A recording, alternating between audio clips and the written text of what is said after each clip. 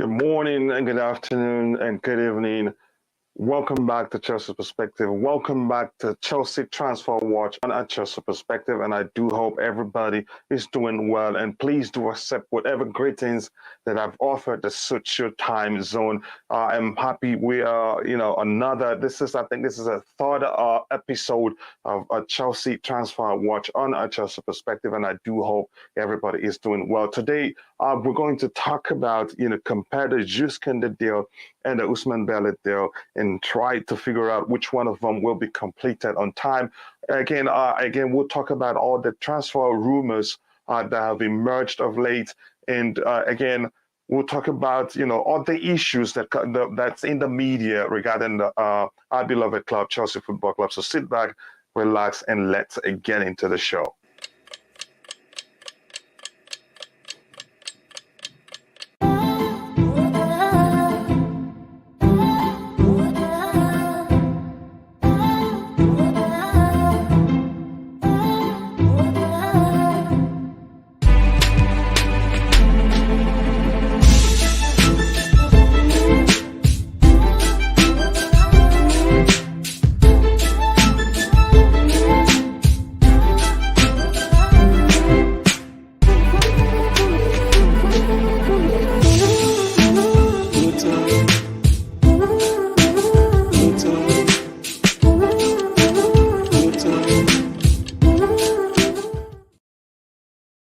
Yes, people, welcome back to another Chelsea Transfer Watch on Chelsea Perspective. Already, I don't see anything in the chart, probably because I moved the time. So now that wiped up every initial comments that were there. But I did put out a poll asking, do you think that the Jules Kounde to Chelsea deal is done? 75% says yes, and 25% says no. So we'll see why they say that when we get more people in the chat. Again, it's easy to think that the Ousmane Dembele deal will probably be the easiest to complete. But like I argued with Declan in the morning, to me, that will be the most, complicated. Why did I say that? Because although he's a free agent, there are quite a lot of stuff. He comes with a lot of baggage regarding issues regarding his past. The club may want to ensure that he do, follow a PR strategy that they probably already have planned out to, to tackle, you could say what people will start saying because we sign him. Of course, it's not their business. And again, we understand that Thomas Tuchel wants the man, and if that's the case, just get it for him. So again, his salary also, Chelsea may want to try to get him to get the pay card. There's a chance that's the case because we understand he really does want to play under the manager under which he had the best form of his life. But there are other aspects also, sign-on fee that he gets for coming directly to Chelsea. We're not going to pay Barcelona anything but accept him. So that shows you it's going to be more complicated than that of Jules Kounde, whom we've already agreed terms, personal terms with a while ago. Just when the deal fell through, he couldn't join us then because West Ham tried to take us for a ride. Because they knew already then we had already sold Kazuma to West Ham United. Sevilla, tried to take us for a ride, and we didn't allow that to happen. So, but that's by the way. And let me try and see. The only thing I can see now, probably that's the latest comment. And it is from Baba Jallo. They say it's not been done yet. Again, you could argue that, but there are quite a lot of conflicting reports there, and a lot of media outlets, they do put out some stuff, just to clickbait people, to get people to click on it so they can get more views or more traffic to their website. So I don't believe it's done. This is not the first time we're hearing that. We've had that quite a lot, especially in the case of Ousmane Dembele a few days ago. Was it Grimes or what's it called again? That boldly come out and said the Ousmane Dembele deal is done, and then we learned, from some people. We learned from other outlets that there's a chance. Some are actually arguing that Chelsea haven't started talking to Dembele's camp, while some says, "Oh, the deal is closed." Again, but the truth is Dembele coming to? Will Dembele eventually come to Chelsea? I think the answer is yes, given the circumstances surrounding his move, and given the fact that he's refused to join PSC. Again, I have my brother and friend, Big Up Chelsea Perspective, says, Steve Chelsea, nice to see you, brother. I hope you're doing well. Yeah, he says it's a Chelsea thing. Indeed, it is a Chelsea thing. The moment the transfer window is open, we're linked to everybody, every good player that's available. And again, if you're in the chat, let us know where you're joining us from. I'd appreciate that. Says Smith David says, good morning, bro, from India. Nice to see you, Smith David. Again, you're always welcome. Feel at home. Feel like this is your place. Again, it's democracy here. And I know you're already, I think this is not your first time here, so you're part of the family already. Good morning from India. Please, I'm still asking this question. When exactly is Lukaku leaving my club? Again, that's a hilarious question. I think again, if the rumors are true, that he's really pushing for a move to leave the club, I think it may well happen because he wants to leave. But the question remains: at Chelsea Football Club, will the club willing, to take a huge L? And it depends on where he wants to go. And we're hearing that Tottenham also wants him. We're hearing that Bayern Munich also wants him. But he wants specifically he wants to go back to Tottenham. So, but we'll see. To go back to so to speak, Inter Milan, so to speak. But we'll see what happens. Again, I really do want him to leave, and not because he's a bad player, because it hasn't really worked out for him at Chelsea Football Club. And again, he creates more problems for us that he can solve. Now, what does that mean? Again, it simply means this is more like a marriage that hasn't worked. And when that's the case, all you do is just, say goodbye to each other. No need to try to stick it out when it isn't really working. You understand that? So again, I think we should, hope. We should be hopeful. Many people are hopeful that he leaves, because that will help him for his own good and for the club's own good. But that's by the way. Let me try and catch up to you. If you have any question, go ahead, shoot it. If I'm able to answer it, I do my best to answer your question. Here we have, again, sorry, my system is a bit slow and I'm not sure why. Masha Essen, greetings to the house. Greetings to you, Masha. How are you doing? I hope you're doing well. Steve Chelsea says, again, he's talking to someone else, I think. Again, let me see. Good afternoon, bro. I'm from Jamaica. Ebanks, nice to see you, my brother. And Ebanks is the last name of my friend who's also from Jamaica. His first name. Welcome to the channel if this is your first time. And please, as you're joining, be sure to like the video, because the more you like the video, the more the YouTube algorithm will be triggered and the stream will be pushed to more people who would be interested, with the particular topic that we're discussing. And again, be sure also to subscribe to the channel if you haven't. Says again, let me see what we have here. It says, 1 second, again, my screen is a bit slow. I'm not sure why. Let me see what we have here. And if you're in the chat, make sure you've participated in the poll, so we get a good number there, and we'll see what people are saying. It says a shout out currently in Nigeria. My Niger brother, nice to see you here. I hope you are enjoying the show. And please, if you haven't, be sure to subscribe to the channel and also tell more people about the channel to help us grow. We're pushing for 3,000 subscribers. In a few days, I do believe we'll get there. Big up, again, just saying hello to him. I think Tuchel may decide to talk to him, for preseason. Who exactly are you talking about, Steve Chelsea? Do let me know. When Lukaku leaves, it's open space for us to sign Darwin Núñez. I don't think it's going to be Darwin Núñez. You should try as best. I don't know if I should say that Darwin Núñez is a traditional striker. I don't know if that would be correct, because I haven't learned much about him. Again, let's see what happens. It says when Lukaku leaves, again, I don't think if Darwin Núñez, if he plays like a traditional striker, then there's a chance we may not sign him because it will be a waste of time under Thomas Tuchel. He doesn't use traditional strikers, or what you can call an out-and-out nine, that much. Steve says, do we have any news on Twitter we can slide to? I think I'll show you a few in a bit. Here's my friend and brother Nick Blue saying, good evening, ladies and gentlemen. Good evening to you. I hope you're doing it well, Nick. Again, says, what did he say?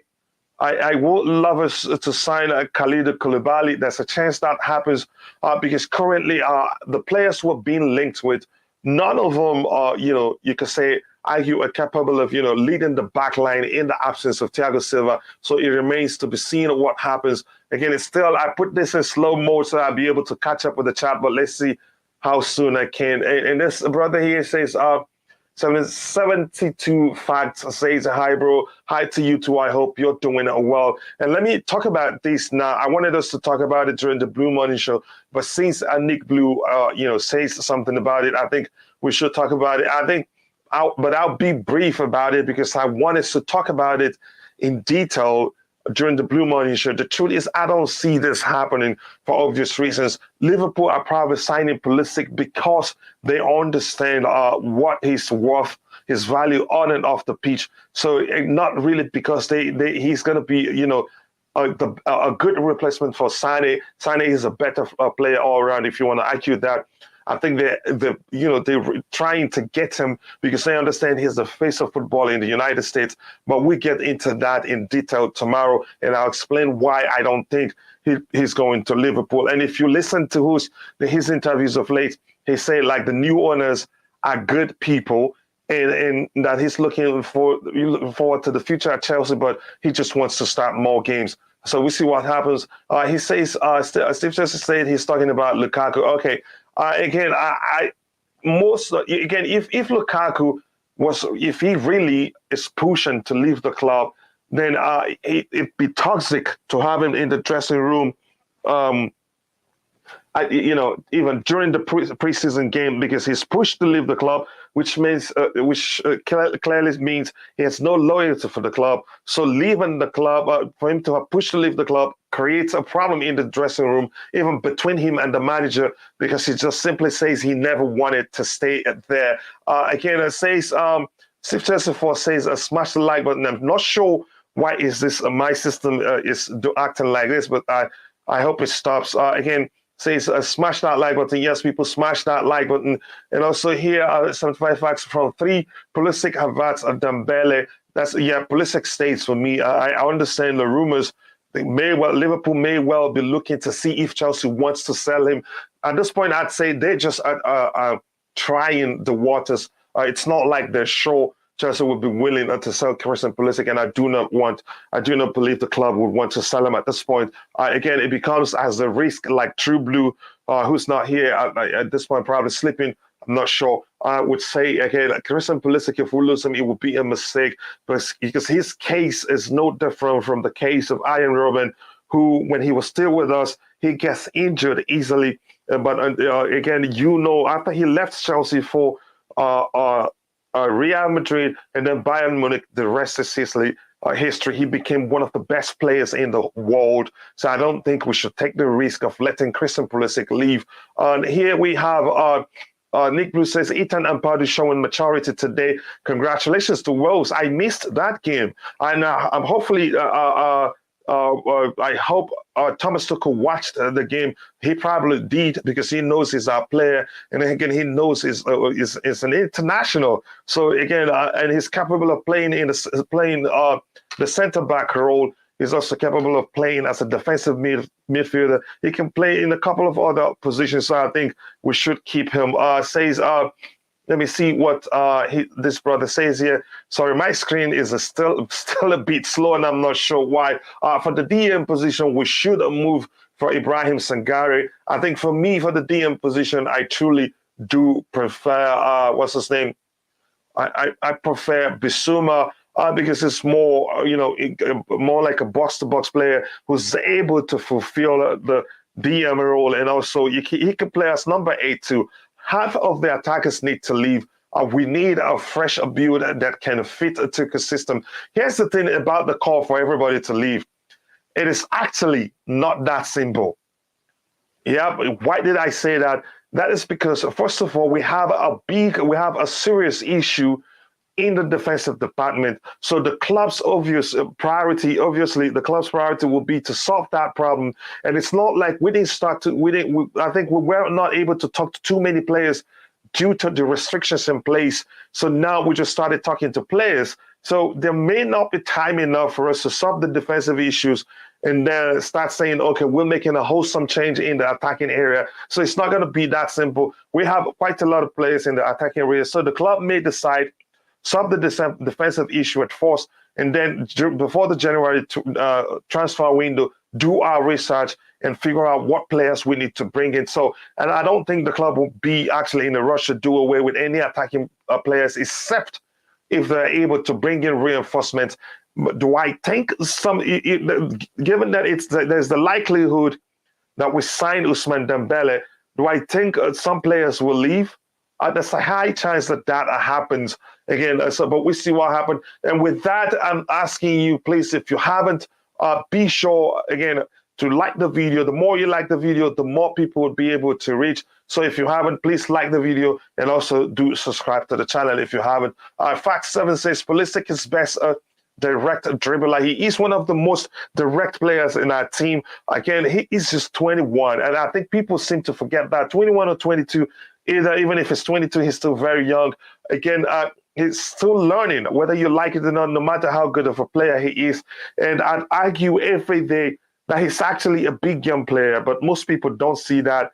And why that is something I'm not sure why it is like that. But he's shown it, for instance, against Liverpool, against Manchester City, against Real Madrid. He's a big young player on his day. But something, again, you could argue the only issue he's had is that he's not been consistent enough. And it's not solemnly his fault because he's also been out injured. He's been in and out of the team due to injuries. And that alone reduces the chances of him developing good chemistry with some of the number 8s, which is where usually Thomas Tuchel deploy him. I said big up NKZ, MKRZ, my guy at Steve says, okay, they're just saying hello to each other. Chelsea regret selling Robin, Salah, De Bruyne, Tomori. Please don't sell. I don't think the club would sell Christian Pulisic. Plus, again, I've explained before, he's more than just a player for Chelsea Football Club. Why do I say that? Christian Pulisic sold more shirts in the United States, but no matter how you say it, yes, most of the money go to Nike, but at least it's still business for the club in the United States than Cristiano Ronaldo. He sold more shirts in the United States than Cristiano Ronaldo did. Okay, I will do that in a bit. Just give me more time here. Again, here we have, let me see what we have here. I think we should try and swap deal with RB Leipzig, Werner with cash from Kunku. Again, we've talked about this the other day. Here's the thing. If Werner wants to go back to Germany, I don't think he'd want to go back to Leipzig. Why?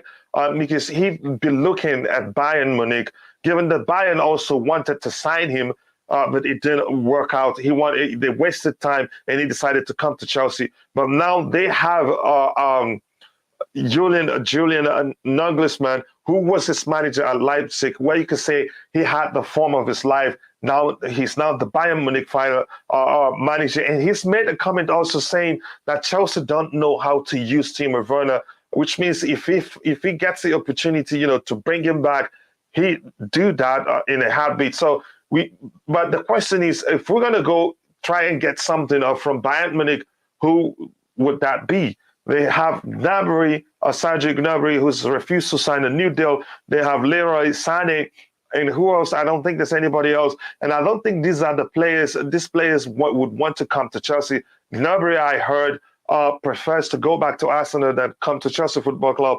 In order to, again, Sané, I haven't heard anything about him.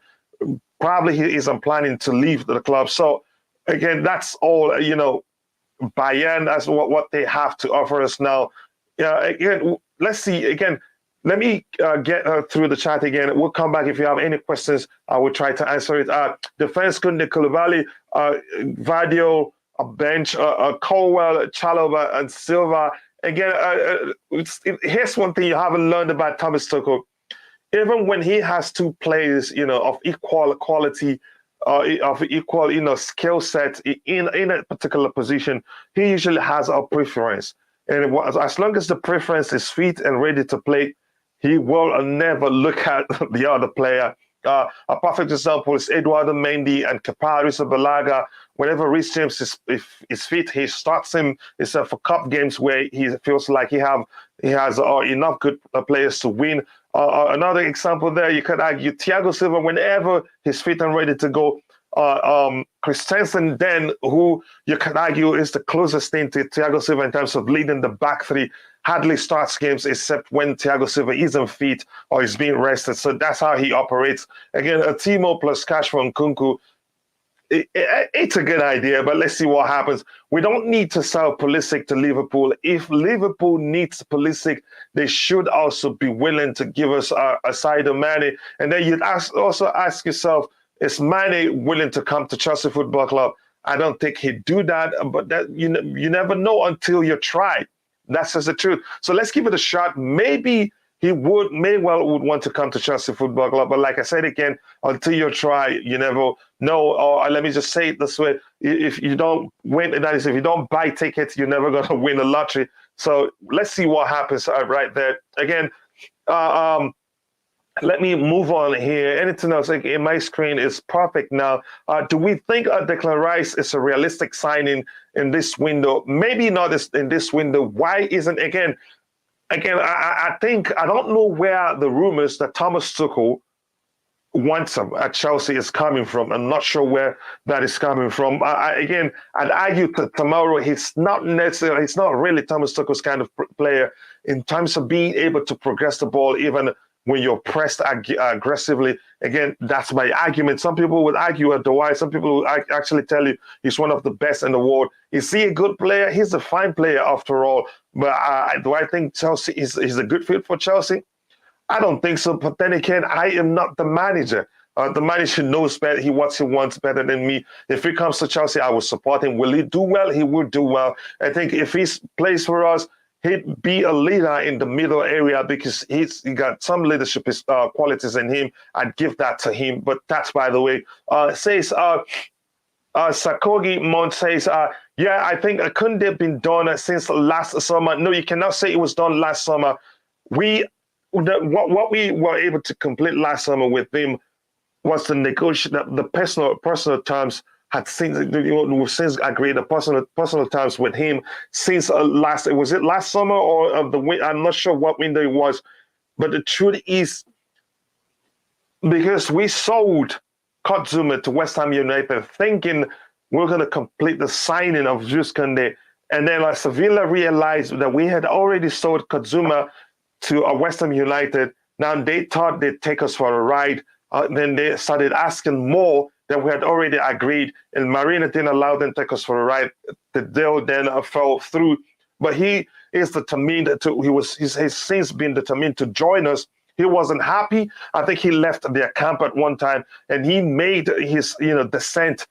He was vocal about how unhappy he was that the deal, the Chelsea wasn't able to complete the deal due to what Sevilla did. Now, I think we'll get him for much less than we should have paid them at that point. I'm not sure how much that is. Again, here we have a Pulisic for me and going nowhere. There's no even arguing that he's not going anywhere. That's a fact. Again, no matter how people like, they should look at it whatever way they want. But I don't think he's going anywhere. You're perfectly right.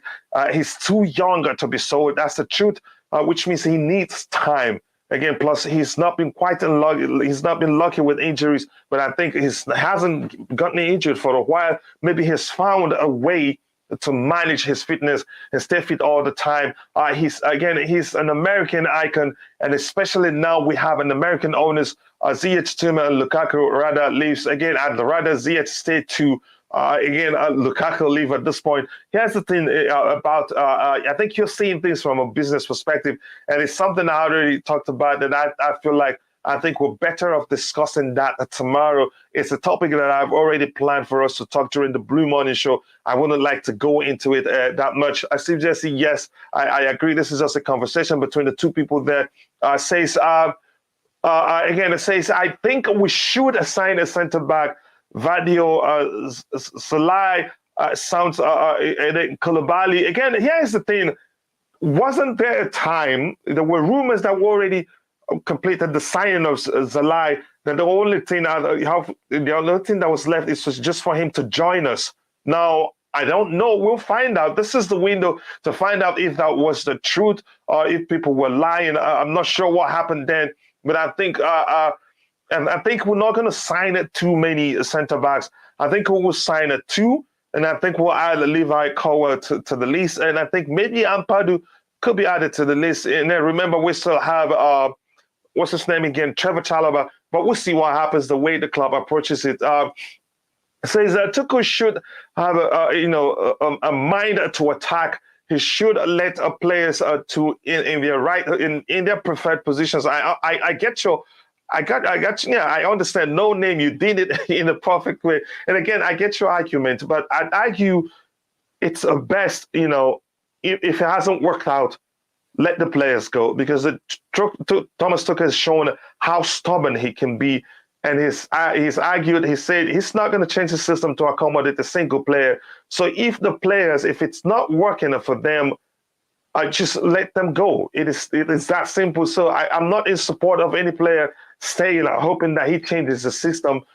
But then again, the question remains, for me, at first, if you ask me, I'd say it'd be easy for, what's his name? It'd be easier for Hakim Ziyech to leave the club now. Why did I say that? Because the new Manchester United manager, I've said this like a million times, I'm beginning to sound like a broken record, but I'll say it anyway. The current new Manchester United manager is Erik ten Hag, under which Hakim Ziyech had the form of his life. He was brilliant. And then under Thomas Tuchel, there was time towards the end, middle of the season or end of the season, he was on fire. He was, supporting the attack, tracking back, contributing defensively. He's improved aerially. He's improved in terms of the physical aspect of the game. You were starting to see the Hakim Ziyech that we signed, and then boom, he got dropped to the bench. That to me is enough to get him to want to leave. But will the club let him go? That's another question for another day. I don't think the club will let any player go without bringing in a reinforcement. And then Bobby here says, don't want Mane. Can you tell us, elaborate? I want to know why you don't want Mane. I think you could argue the side of Mane is actually a perfect Thomas Tuchel kind of striker. Again, that's my argument. And I think other people would argue the same. He's a fine player overall, and I know you know that. He's a hybrid number 9, or you can say a second striker if you want to phrase it like that. Would you sign Ward-Prowse to replace Jorginho? I'm not sure who. I have to be honest. I don't know him that well to know he'd be able. I'd rather bring back Billy Gilmour, who is you could argue a hybrid defensive midfielder. You could argue a mashup of a regista and a defensive midfielder. He's a better to me. He's a better player than Jorginho, but Jorginho is more experienced. Billy Gilmour progresses the ball more than Jorginho, does, and he's quicker in terms of decision making. He's quicker than Jorginho, so that's the reason why I'd rather us bring back Billy Gilmour and get him to start implement him into the team. But I'm really concerned that he may well leave the club this coming transfer window, because he has just a year left on his contract, and with that, if you don't promise him a starting place, he's going to leave. There's no question about that. Again, let me try and catch up and then go to the comment with the topic we have here. Sevilla pulled our pants down. I like that, the way you said that, after selling off Zuma, granted, but I think the agreement with Kounde is concrete. I think he really wants to come to us. That's one thing that makes me really, really happy about him. Says Chelsea need to sell first-team players like Ziyech, Barkley, Timo, Loftus-Cheek, Lukaku, Alonso, and Aspi. This is Christian is saying hi to Nick. I would sign Sergio Gomez from Anderlecht as a backup left back. We don't use the language backup here. We want players who will be able to start.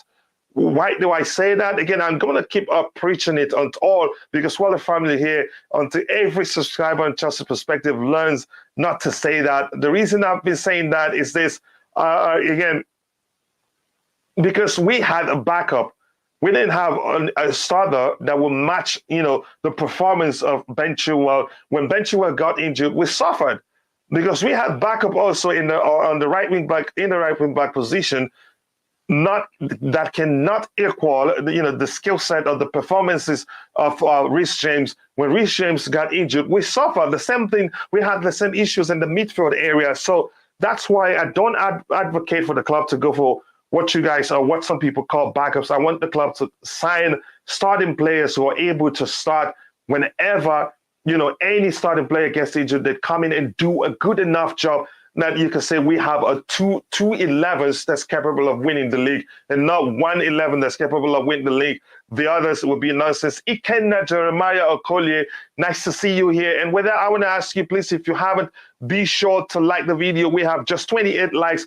Well, we have 101 people watching. We can do better than that. If you haven't liked the video, please show your support for the channel. And if you're enjoying the show, like the video and also subscribe to the channel if you haven't. That will go a long way. We're shooting for 3,000 subscribers to get there. We're hoping to get there in a few days, and I know we can. So please, if you haven't, like the video and also do subscribe to the channel if you haven't. So now let me see what, again, this is just Nick Blue saying, again, my screen freezes again. Apologies to you guys.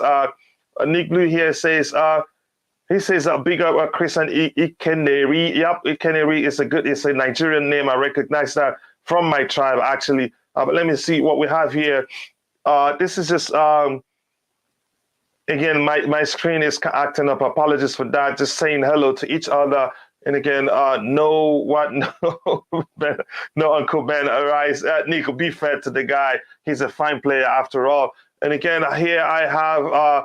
they upped the asking price for Kounde after we saw Zuma, and we docked. Yeah, it was nice because if they did that and succeed, other people will learn to do that against us. Again, all these people talking sell.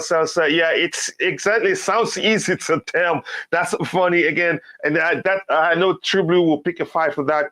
Now, let's see what True Blue has for us. I always pay attention to see what he has to say. He says Lukaku not going to Germany. It's not remotely a possibility for him. Suggestions need to be realistic. Again, I don't know where the Lukaku to Bayern Munich came up. I think the most realistic that we've always talked about here will be him going back to Inter Milan, but we'll see what happens. Let's say, see what we have here.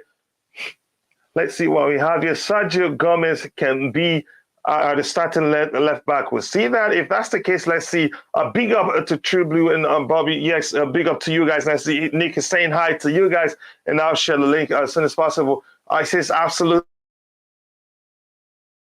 strengthened this. Yep, it's the club will not sell except if they get another player in. Sell Pulisic and buy Nkunku. It's that simple. It's not going to be that easy. And again, we must remember how much we're told we have. Just quickly, let me do this here. Let me go back here and see. I want us to look at something we have about Jules Kounde. This is just to clarify that everything you see out there are all just rumors, all just speculations, if you prefer. So we're not going to be certain that any deal is done until we get an announcement from the club. A perfect example is this. Again, we heard quite a lot a few days ago. I think Zig Grimes, how you pronounce it, that Bobby also said he had to email the person and say, okay, if this is true, that he's going to follow the account forever or something like that. Here's the thing, again, nothing is done until we get an announcement from the club. And here it says it's only a matter of time before Jules Kounde's transfer to Chelsea is completed. It didn't say it's completed. And this is like how many hours ago? It is today. It's around 8:55 a.m. That's a few hours ago, my time. And this one here, let's see what this one says here. It says, again, let me see the time here. Just a few hours ago too, but later than the first one, but it's still today. It reads, Jules Kounde to Chelsea is done a deal. Contract until 2027. Fee around 65 million agreed between Chelsea and Sevilla. The player wanted only Chelsea. CFC. Chelsea are also in advanced talks with Ousmane Dembele. The Blues are confident that they will complete the signing soon. Again, I'm not sure how truthful this is. That is why I had to read the other one for you. But it's Kounde coming to us, like Bobby said the other day on the panel, there's no smoke without fire, and this particular smoke is thick. It's really thick. Signs Kounde is coming to us. Do I think the deal is done? I don't know these guys quite well. This EXCL transfers or transfer EXCL, I don't know them quite well because there are conflicting reports out there. I haven't seen anything from the likes of Fabrizio Romano or other outlets, even PYS, or this the carry Chelsea Football Club news. But again, like I said, there's so much smoke. You'd argue, yes, something is really happening, and I hope we'll get that deal done as soon as possible so we can move on to the next one. Because again, as some people have said, it's become boring, and I think let's have some fun by just looking at comments that followed this story. Let's see what people are saying there, because it's funny. I think I read a few of them, not this one in particular. I think this one here. I think I'd like to read it just for the sake of it. This one is say this follower here says matter of time all the time. Yes, that's how it's been for the past. You could argue 10 days. What we've been hearing, it's a matter of time. It's a matter of time. And again, common sense says it's a matter of time. Can be the timing question. Can be a week. It can be a month. It can be 2 days. It can be 3 days. It can be the next 5 minutes. So again, it's a matter of time. It's like see you soon. When it's soon. It can be any day. It can be 100 years. Can you stop reporting the same news every day? Just wait until it's officially done. That's the question. So that's why I was saying everything we see out there are just speculations. Again, the question is, would Jules Kounde come to us? It's likely that it's going to happen, but when, we don't know. Let's just wait until we get an official announcement from the club. No more 5 defenders in the back, Chelsea. Yeah, good luck with that. And again, the way we approach it, not necessarily 5 defenders. That's why sometimes Thomas Tuchel tries to deploy attacking players such as Christian Pulisic and Hakim Ziyech and Ruben Loftus-Cheek in those positions, because primarily the way we apply that system, the wing backs don't. The primary duty is to support the attack and not the defend. I mean, you could argue that's the way it's done. And again, we have 103 people watching, and we have just 33 likes. Let's try and get to at least 100 likes by the end of the show. If we get 200, that'll be fine. But I want to thank you already for 2,000 subscribers, and I want to thank you in advance for 3,000 subscribers, because we're really quickly and very fast getting there. Again, watching, again, we have 99 people watching, so keep liking the video, people. Show that you're happy. Again, I think this is True Blue responding to somebody swapping Lukaku for Bellingham. Fact5 suggested swapping Lukaku for Bellingham. Is that even possible? Would Dortmund pay attention to you? If we sell Pulisic to Liverpool, same fan base want him out, we'll be asking why Chelsea sold him to Liverpool, but I don't think that will happen in the first place. Again, that's how I see it. Let me again, Lukaku to Bayern is very possible, even with as high wages as it can be, offset with a low sell price. I don't. Here's one thing. Again, do you think? Again, I want to ask everybody in the chat, even True Blue. Do you think Lukaku will walk in the Bundesliga? I think so, because there will be. I think it makes sense. There will be lots of spaces for him to run into. But even him taking a pay cut, again, do you think Bayern would take him? And again, Chelsea wants anybody that's going to take Lukaku on loan to agree to an obligation to buy, because it's a high risk. It's a high risk business, in the sense that those that are taking him on loan understands that he's 29. And he's going to be 30 next, and it's not like he's in the best form of his life. He's been misfiring, and they're seeing that. And there's no guarantee he does well if you take him. And part of the the paper that you put that is part of the contract is that you are obliged to buy him. I don't see anybody agreeing to that. It's a huge risk, and that may be actually the reason why Inter are reluctant, because it doesn't feel like his move to Inter is really, it hasn't in much pace as I thought he has already garnered. Again, True Blue says Luis Garcia give it up. He isn't changing system.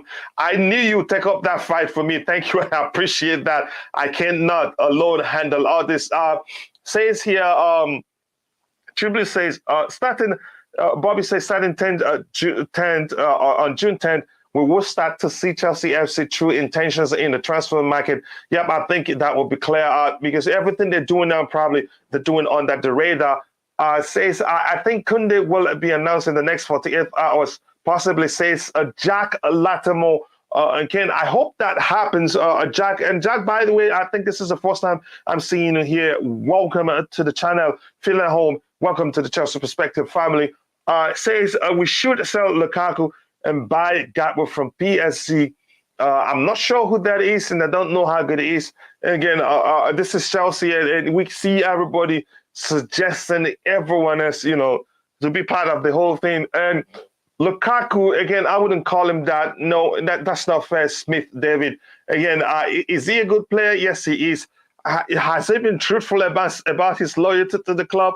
You could argue otherwise. Again, you could also argue he really loved the club, but it hasn't really worked because some would argue the manager has refused to change the system to accommodate him, which I'm not in support of, building the system around a single player. What happens with that player gets played out of the team. Again, by the way, that's another argument for another day.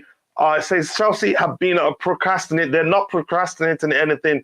Have you been following what has been happening? We've been under some restrictions that that deters us from completing signing players. We can talk with them, but we can't put pen to paper. So it's not truly it's their fault. Again, thank you for reiterating this. June 10th is the English to English window. International is 1st of July. Thank you for also reiterating that. I know you said that before during the show here. Again, please, if you're watching, keep liking the videos, guys. Keep liking the video. Thank you again for all the love that you're showing this channel. We're really growing so fast. Soon we will hit 3,000 subscribers, and it would not have been possible without you. Keep liking the video and subscribe to the channel if you haven't. Actually, I'm waiting to hear that Lukaku have finally left so I can take my friends to celebrate it in church. Okay, keep praying. I hope God answers your prayer. Let's see what happens. Kounde, Silva, Vardiol, 3-man defense, Spicy, Chile, and Reese are both on the flank. On the wing backs. Again, on the flanks, if you prefer. Lovely stuff. Yeah, nice to see. Again, we'll see what happens. It remains to be seen if Gaviol, or if we get him, if Leipzig, is it Leipzig? I think it's Leipzig. If they want to let him go, we should sign a DM, Sangare and Bissouma, and sell Loftus-Cheek and Barkley. Loftus-Cheek was never a DM. Barkley was also never a DM. Those are two guys that can play in the number 8 or 10 positions. And again, we're never going to sign 2 DMs this window. We're going to get only one, and that is if even we sign any DMs this window. Again, that's the way I want to put it. Let me see all the inputs here. This is actually fun reading your inputs, but I'm going to have to go back to the bus so we can talk about what we have to talk about there, but I'll try to bring in someone else later. Let me see. Again, my screen freezes again. But while I did, again, thank you for 40 likes. Keep liking the video. If you haven't liked the video, please do like the video.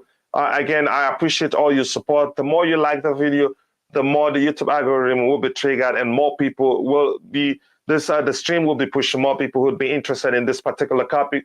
Lukaku is a missionary. Whoever at Chelsea agreed for the club to pay, we should pay his wages. Again, I was never for Lukaku coming. I wanted him to come back, but when I checked his age, understanding that he doesn't have solid value and how much we were going to pay for him, I was really concerned. I have to say that. Because I have video evidence, me arguing with Shambo Hadra, and also I think with HH, I talked about it, how Lukaku doesn't have selling value. The fact that he's 28 then, and HH argument is that he's better than Timo Werner, but you could argue that's right, that's correct in some ways because he scored more goals than Timo Werner this season. But we'll see. Again, that's another argument for another day. And sorry, I'm going to be a bit slow because my screen is frozen and I just don't know why. I hope it becomes fast again. I say Chelsea player staff Lukaku off the ball. You could argue that too, but I don't think that's the case. Ziyech has created a few sitters for him that he missed, not so, just Ziyech, others too. Again, that doesn't mean Lukaku is a bad player. He just doesn't suit the system. And let me repeat myself again. I'm going to continue sounding like a broken record. Thomas Tuchel don't like playing with an outer nine, or what some people call traditional number nines, if you want to phrase it that way. He prefer hybrid number nines. Look at his teams. Even I think I always try to avoid Mainz, but I think even at Mainz, he doesn't have an all-and-out number 9. And Dortmund, the same thing. At PSG, the same thing. At PSG, where he had what's his name? He had Mauro Icardi. He also had Edison Cavani. He didn't use them that much, so it would not make sense for Lukaku to even stay next season, especially when he's. You could literally argue that he's vowed not to change the system for anybody's sake. But that's by the way. Let me see. He says, which attackers? What question did he ask here? Which attackers should we sell and sign this window? I'm not sure. That's again for another show. I'm not going to talk about that here. Let me see. Good evening, Kuchila. Says my brother DJ says good evening, Kuchila. Big up people in the chat. You're always polite, always like to say hi to everybody. Says again, I want Lukaku to stay. Steve Chelsea, pay his salary, and he will stay. And also make sure Thomas Tuchel changes the system to accommodate him. I'll be happy for you. Perhaps Marina should pay Lukaku from all the money she made up for. Again, I wouldn't blame Marina. Remember, it is clear Lukaku was Roman's choice. It's not fair to start blaming Marina for that. I must let you know that, Bobby. Let me see quickly. I'm going to catch up here. And Bobby's cracking not just me up. Nick gets a laugh out of that. Says here, let me read what next I have here. Says again, let me see if there's anything. Says Titi needs again. You said that a billion times. Again, any news about Koulibaly? Nothing serious we've heard about Koulibaly. Just all rumors. And if we hear anything, this is one of the first places you hear it. I want our defense sorted out first.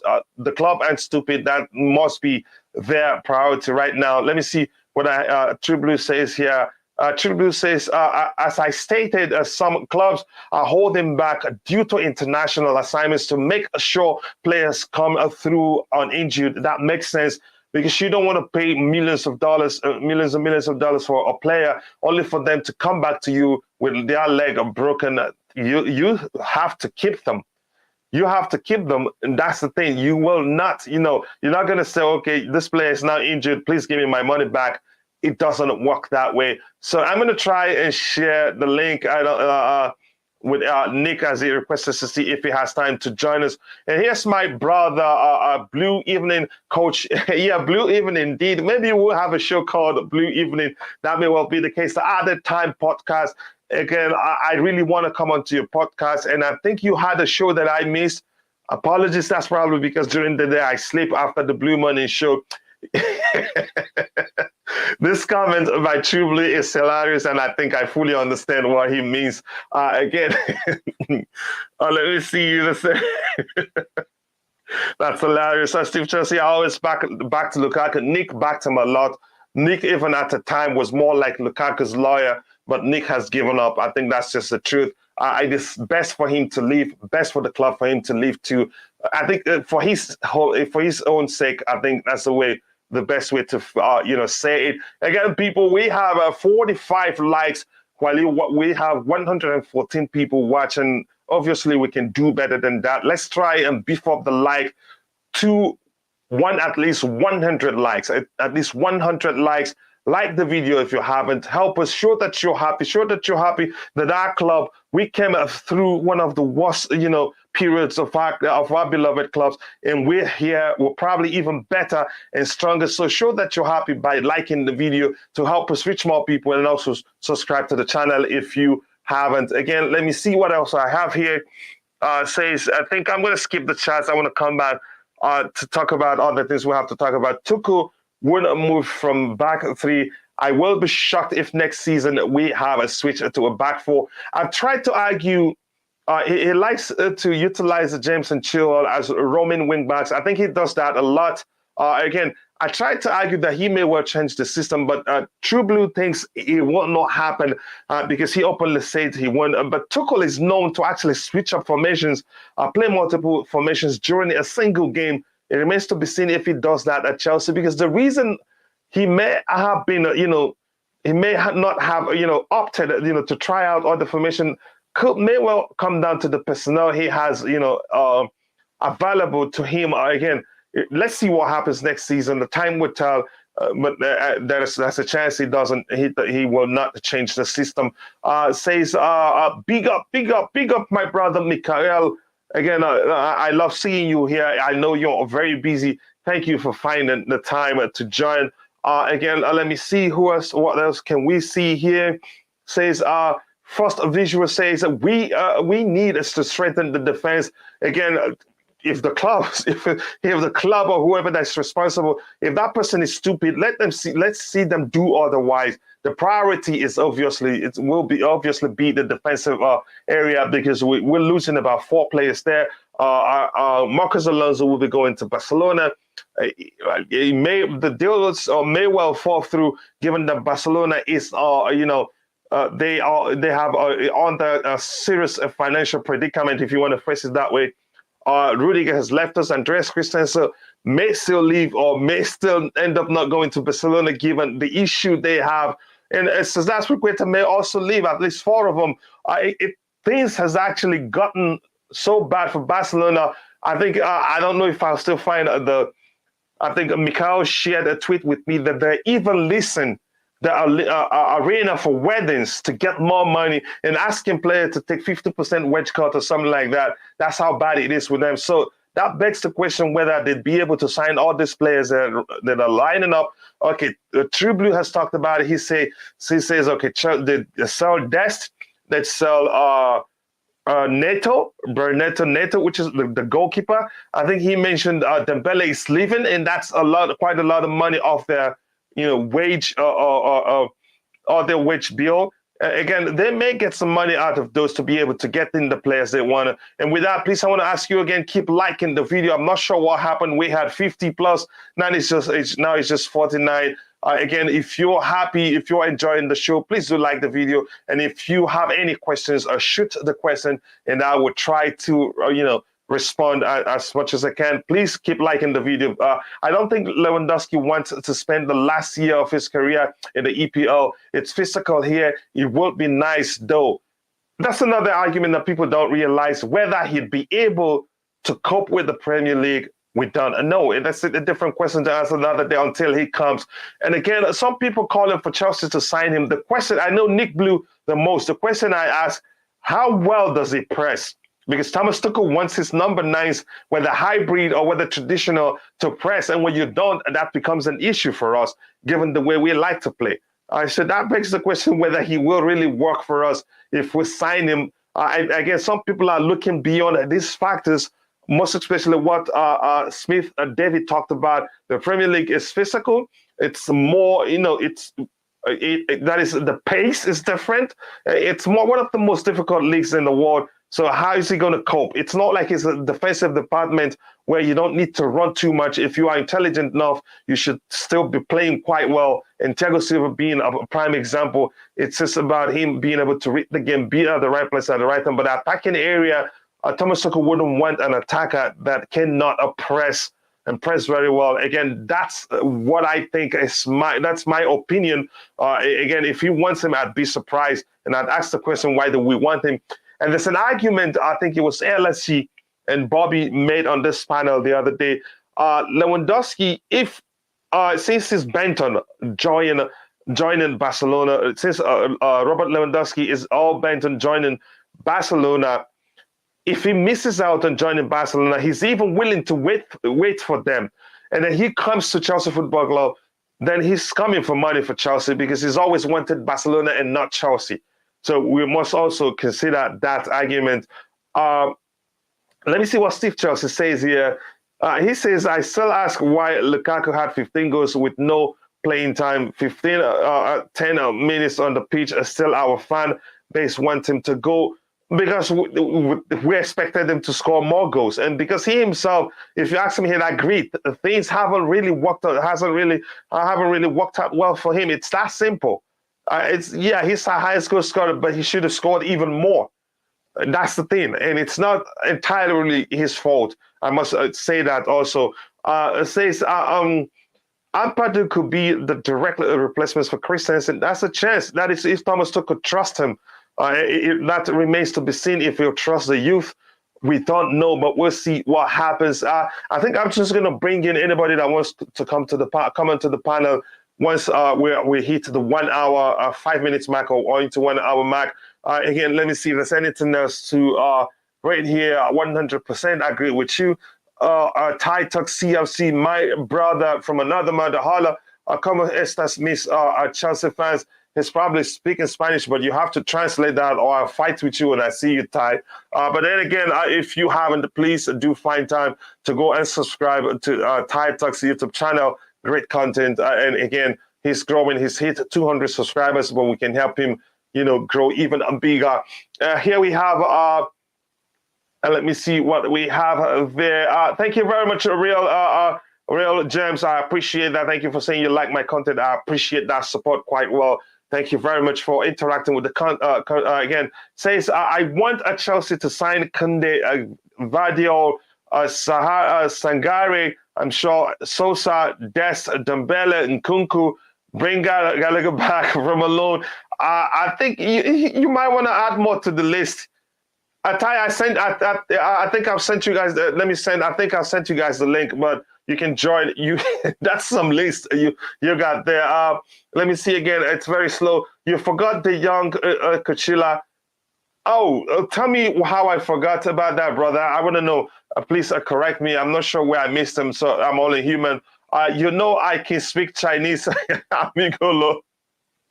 You guys are not going to kill me, but I like some phone. I think, again, you guys are on fire in the chat. I can't even catch up. Let me see again what he says. Lukaku disrespected the club, the fans, and his teammates. He started to show a bit of grit towards the end of the season, but clearly that was to an angle to move away, not because he wants to. Again, you could argue that, but you always remember he's a good player.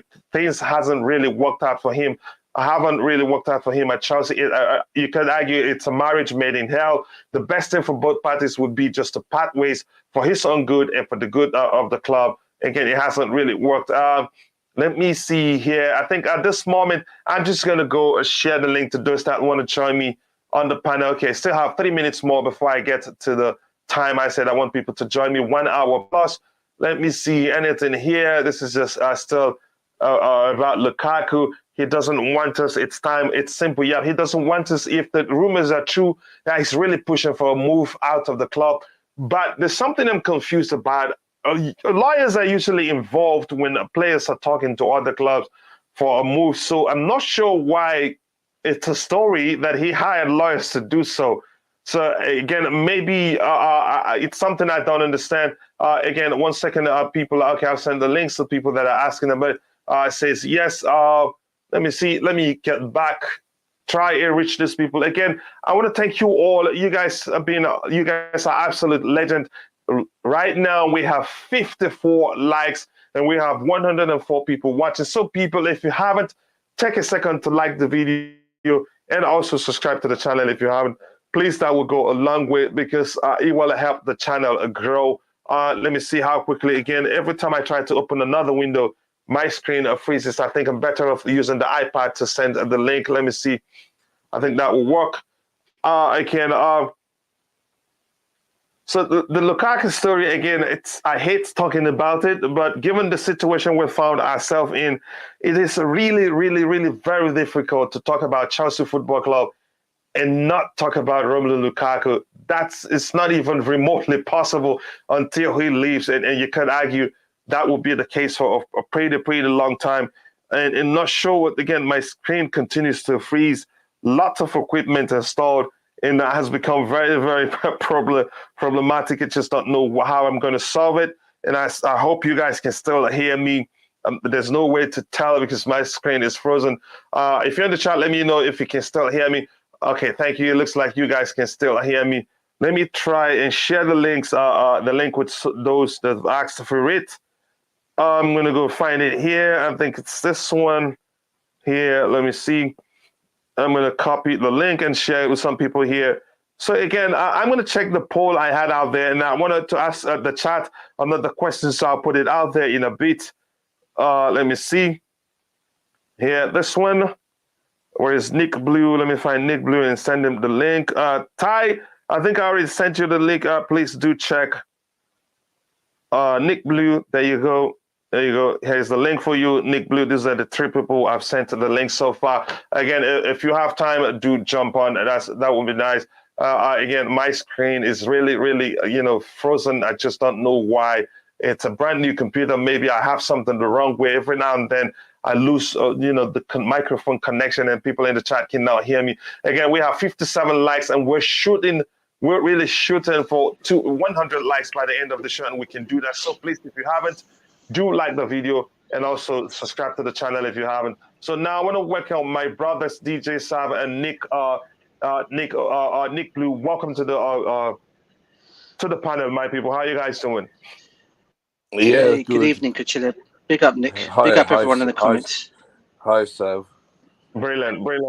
Nick, let me start with you. It's been a while. I hope you're doing well, brother, but I do believe you're okay because we've been exchanging messages too. The question I want to ask you, what do you think about Jules Kounde?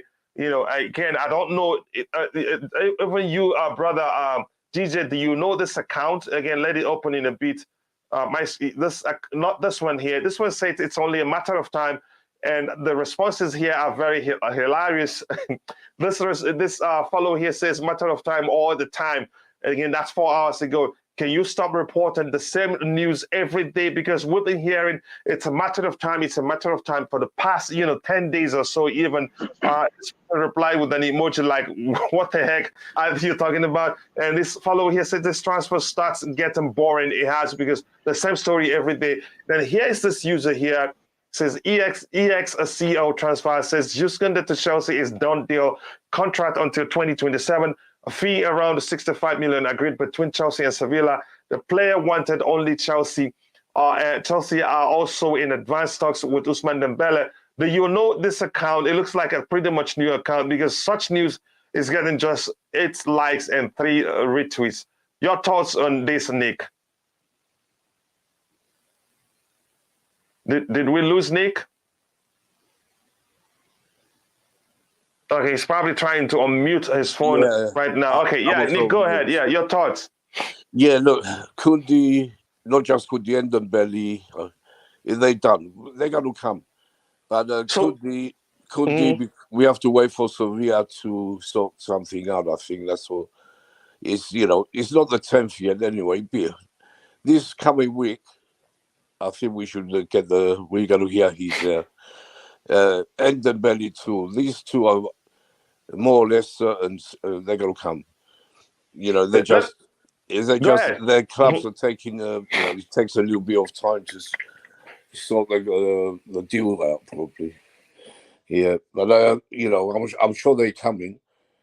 And, let me quickly ask you this, Nick. You said they're done, right?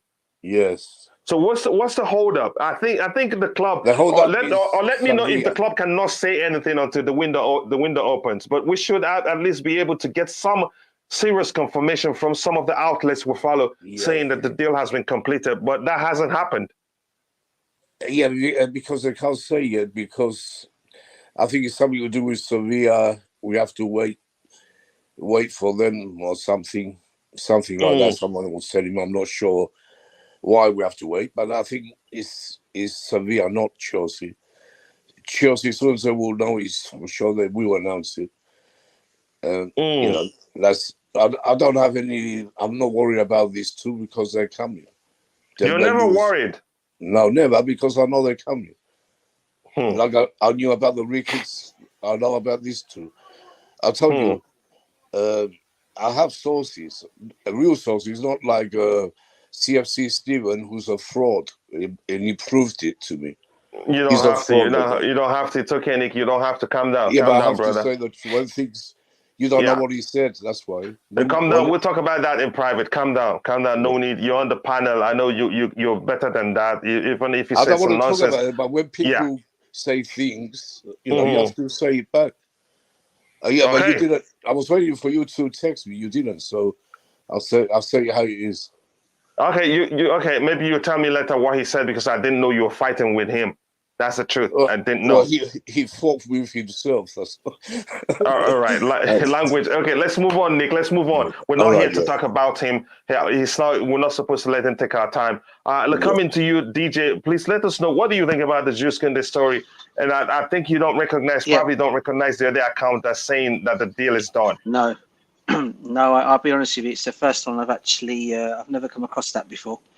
It's news to me. First of all, can you guys hear me properly? Yeah, your microphone is good. That sounds great. Brilliant. Oh, excellent. Listen, the moves of the moves for Kounde and Ousmane Dembele. I'm for one who thinks they will happen. But like what we got to remember is the transfer window is not officially open, and nothing can be really mentioned. If you remember, Chelsea did this mistake, and I'm sure Nick would remember this. Some time ago, when we were making a move for that Brazilian boy, the guy who was supposed to be signing from Real Madrid, and we revealed the news too quickly. What we ended up going and doing, we ended up going and putting his shirt on our. Robinho, you're talking about Robinho? We ended up going. Robinho, yeah, we went and put his shirt on. We went and put his shirt on there even before any deal was done. And look what ended up happening. He ended up saying the deal wasn't even done, and he ended up going to Manchester City. So look, I can see why Chelsea are not saying anything on this now. I think also what Nick's also said is true. Sevilla are looking to get a replacement in there. They're looking for 2 defenders.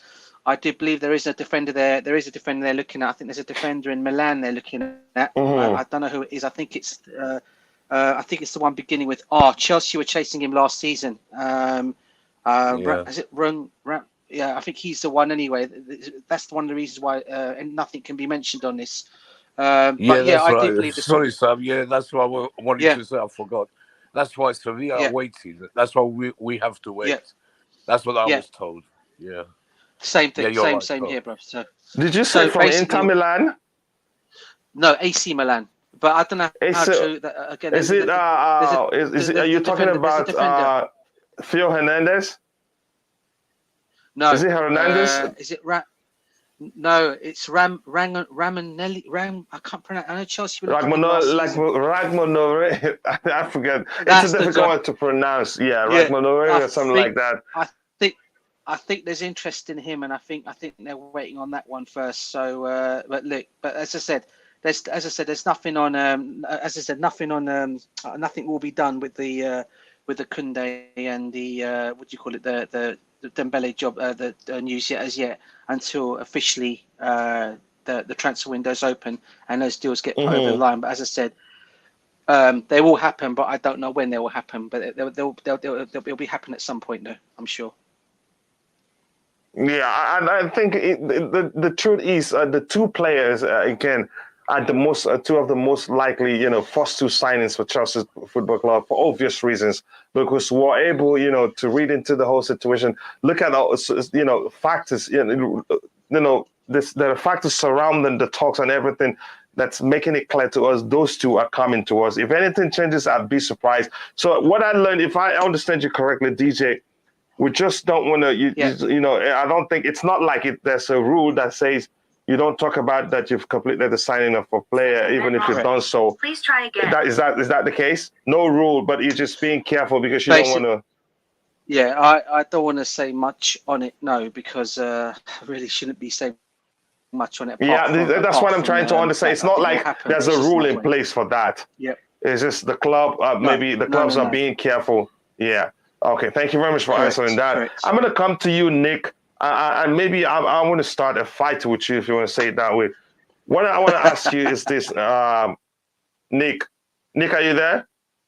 I think it's probably his mic is still on. Okay, good. What I want to ask you, I really want to understand, because for me, if you ask me, why don't I want Declan Rice at Chelsea, I will explain. I will take my time to explain to you why I'm coming. I'll take my time to explain to you why I don't want him at Chelsea. Is he a bad player? No, he's not a bad player. But there's a reason why I said he's not my preferred choice. So can you let us know clearly? This is not, I'm just kidding by saying I want to start a fight with you. But just take your time without calling him names. I know what you're going to call him first. That's not a name. That's what he is, Uncle Ben's. I only do that. I even begged you. I even begged you. Say that to make people laugh. You know that. No, I understand. I know he's a good player, but look, I'll tell you why. He's not like a Tchouameni sort of player. He's not technical enough. And look, our fans, a lot of them think he's going to be the new John Terry, which he won't be. They're going to have a big shock. They're going to wall him out if he comes. Because he ain't going to do what John Terry does. He's too young to be a big leader. Maybe he's good at West Ham as a leader, but not at Chelsea. You need a big leader there. And he won't be Declan Rice. I just don't think the way, he can mark, he can mark, play the defense. He can press, and he passes a lot. He scores sometimes like any other defender, nothing special. But, the thing with Declan Rice, he has mistakes in him. You see it with West Ham. How many times at the back he made mistakes? I watch every little detail. He's not that, for the money they ask you for, he's nowhere near that player. Because he's English and he's overhyped by the media and everyone. He's not that sort of Chelsea player for me. That's the reasons, some of them. And another thing is Mason Mount's best friend. I said it last time. Imagine Declan Rice and Mason Mount. That's probably the reason. Around the pitch. Yeah, go ahead, Nick. Go ahead. No, go ahead, brother. Imagine them two in the, laughing and joking in the dressing room, and making the other players think, "Oh bloody hell, what are these two up to?" One of your biggest concerns is seeing them two talk. Not just Nick, talk. You don't know what they might. No, I'm just kidding. I understand your question. I understand what you mean by that. But here's the thing, Nick. I think go ahead when you finish. I have a question for DJ Seb. Go ahead. Yeah, I know Tchouameni is more or less going to Real Madrid, but he hasn't gone yet. Tuchel, why does Tuchel fans want Tchouameni more than Declan Rice? I've never heard Tuchel say he wants Declan Rice. I haven't heard it. I heard he said he wants Tchouameni. He said he wanted Dembele, Kounde. He said it. I've never heard him say I want Declan Rice. That's the media talk, saying that Tuchel wants Rice, and that's the Declan Rice fan, Chelsea fans who want Declan Rice back. I think it's split with the Chelsea fans, 50-50 with him. Some want him back, some don't know what's going to happen. But I don't want to take chances. That's why I don't want him. I don't want him for Chelsea.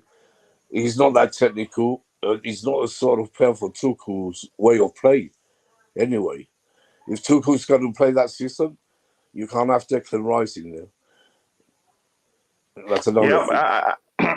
Ty, I've sent it. Check again. I think I've argued that before. He's a good player, but I don't think he suits how the way Thomas Tuchel wants to play. If he really comes to Chelsea, I'd be surprised if Tuchel did.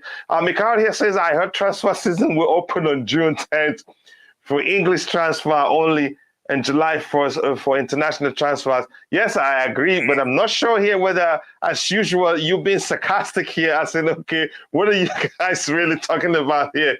But that's, by the way, I'm going to come to you quickly, DJ. The question I want to ask is this. There's no denying Declan Rice is one of the players that divides opinion the most after Jorginho in the Chelsea fan base. Yeah. Let me start by asking you this. All the talks that he wants to come back to Chelsea, where is that coming from? To be honest with you, it's been happening for the last 2 seasons, to be honest with you, of Declan Rice wanting to come back to Chelsea. It's not just happened last season.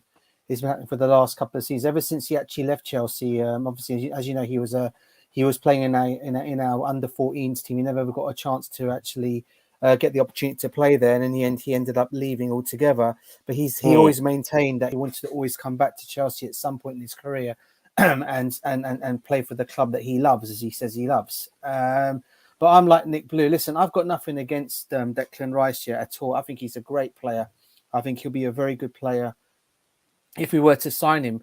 I just think there are other options out there that we can get. Now, I know Tchouameni is no longer going to be happening because it looks like that deal is all wrapped up to Real Madrid. But I'm sure there must be some other midfielders out there. I wouldn't say no to Declan Rice. I'll say that one thing because, as I said, I do rate him as a player. I think he's a really good player. But is he the kind of guy that we need now in this team to help us where we want to go? He's still young. He's the same age as Mason Mount.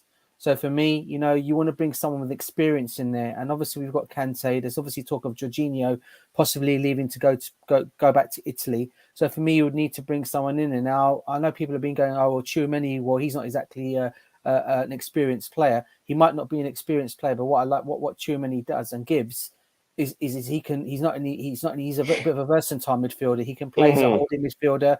He can play as an attacking midfielder, or he can play box to box, as they say. So he can do a number of those positions where I think Declan Rice can play as a holding midfielder, or he can play as a centre back. I don't think he can really do any more than that. And for him to be in, I think coming at this moment in time, would he be the answer to us? I'd probably say maybe not now. Next season, I'd probably follow, if Chelsea want to follow that pattern next season and try and bring him to the football club, maybe next summer, then I'd probably maybe say yes on that. But for this summer, I don't think he's what we want. And like Nick said, I'll be surprised if Thomas Tuchel does want him at the football club. I know there's been a lot of talk saying he's a big admirer of him, which I do not deny because, as I said, he is a good player. I'm sure there's a lot of managers up and down the country that are big admirers of him. But I don't think at this moment in time he's right. He's right for Chelsea. However, I would not say no to him if we were to bring him. Yeah, I've said that. I said the same thing too, but I don't think he fits the way Thomas Tuchel plays. And I know most people will argue otherwise, his leadership skills and all that. But again, there's more. There's more. It's not that simple. There's more to how Thomas Tuchel wants to play, you know, than most people know. But again, you know how people like to argue, or you know, I don't know how else to phrase it, but I just don't think he is for us. Again, that's who I am. If he comes, I'd take him, I'd support him. But that's, by the way, so let me say this again, DJ. I hope it doesn't come across as insulting to you. Yeah. A lot of people have talked about that. He says, is there any evidence anywhere that shows him talking how he wants to come back to Chelsea? Wouldn't you say these are all rumors? No. It's not rumors. It's not rumors at all. Because if anybody goes back when he actually left Chelsea, and you read some articles that he said, that he's actually said that one day he would like to come back to Chelsea and fulfill his dream and play for the football club. And I know for a fact that it's been there because I've read it. I have actually read it on an article that he's actually said that. So that one day, that was okay. Now I get it. Now I get your point. Yeah. But go ahead. So obviously, let him get the experience. So I think what he's basically trying to say is he'll get the experience. Obviously, he didn't make it as a kid. He didn't make it through like Mason Mount did. But then you got to also remember, Mason Mount came to Chelsea when Frank Lampard was our manager. It was Frank Lampard that gave him his chance. No one actually knew if Mason Mount was going to be given his opportunity. The same with Reece James, another one. I mean, Reece James, for me, I've always rated him because as I said, I used to watch a lot of I used to go down and come and watch a lot of the youth players play. And I used to always say the two players that used to stand out for me in the Chelsea Youth Academy was always Callum Hudson-Odoi and Reece James. I said these two players, if they were to even come through the chat, I think these will be great players for us down the line if they get the opportunity to do it. Obviously, we've seen that now happen with Reece James, and we've also seen that now with Callum. But Callum, unfortunately, is, as we all know, Callum Hudson-Odoi, everything about him at the moment is all about injuries. And I still want this kid to do well for us. And I still think he can, because what I understand and what I've read about him last couple of days, he's working really, really, really hard at the training ground to get his fitness back up to normal. And that for me is a player who actually wants to do well and wants to come and stay in this Chelsea team. And if he can find any kind of form that he had before he got that injury, he's still young. We've still got a heck of a player as far as I'm concerned on our books. So that's one of the reasons when people say, sell Callum Hudson-Odoi, get rid of him. do this, do that. I'm thinking, no. No, people want everybody to be sold. No, this is the problem. This is what I have about some of the fan base out there, and when it comes to our academy players, because I for one, I'm a massive fan of the academy players. Okay, and I want to see our academy players get an opportunity to come in and do well. This is why I've got high hopes of Brozier at some point. Amiyamba is another one I want to see come through and do really well in that defense. When he gets where's Mbuyamba? Where has it been? Mbuyamba.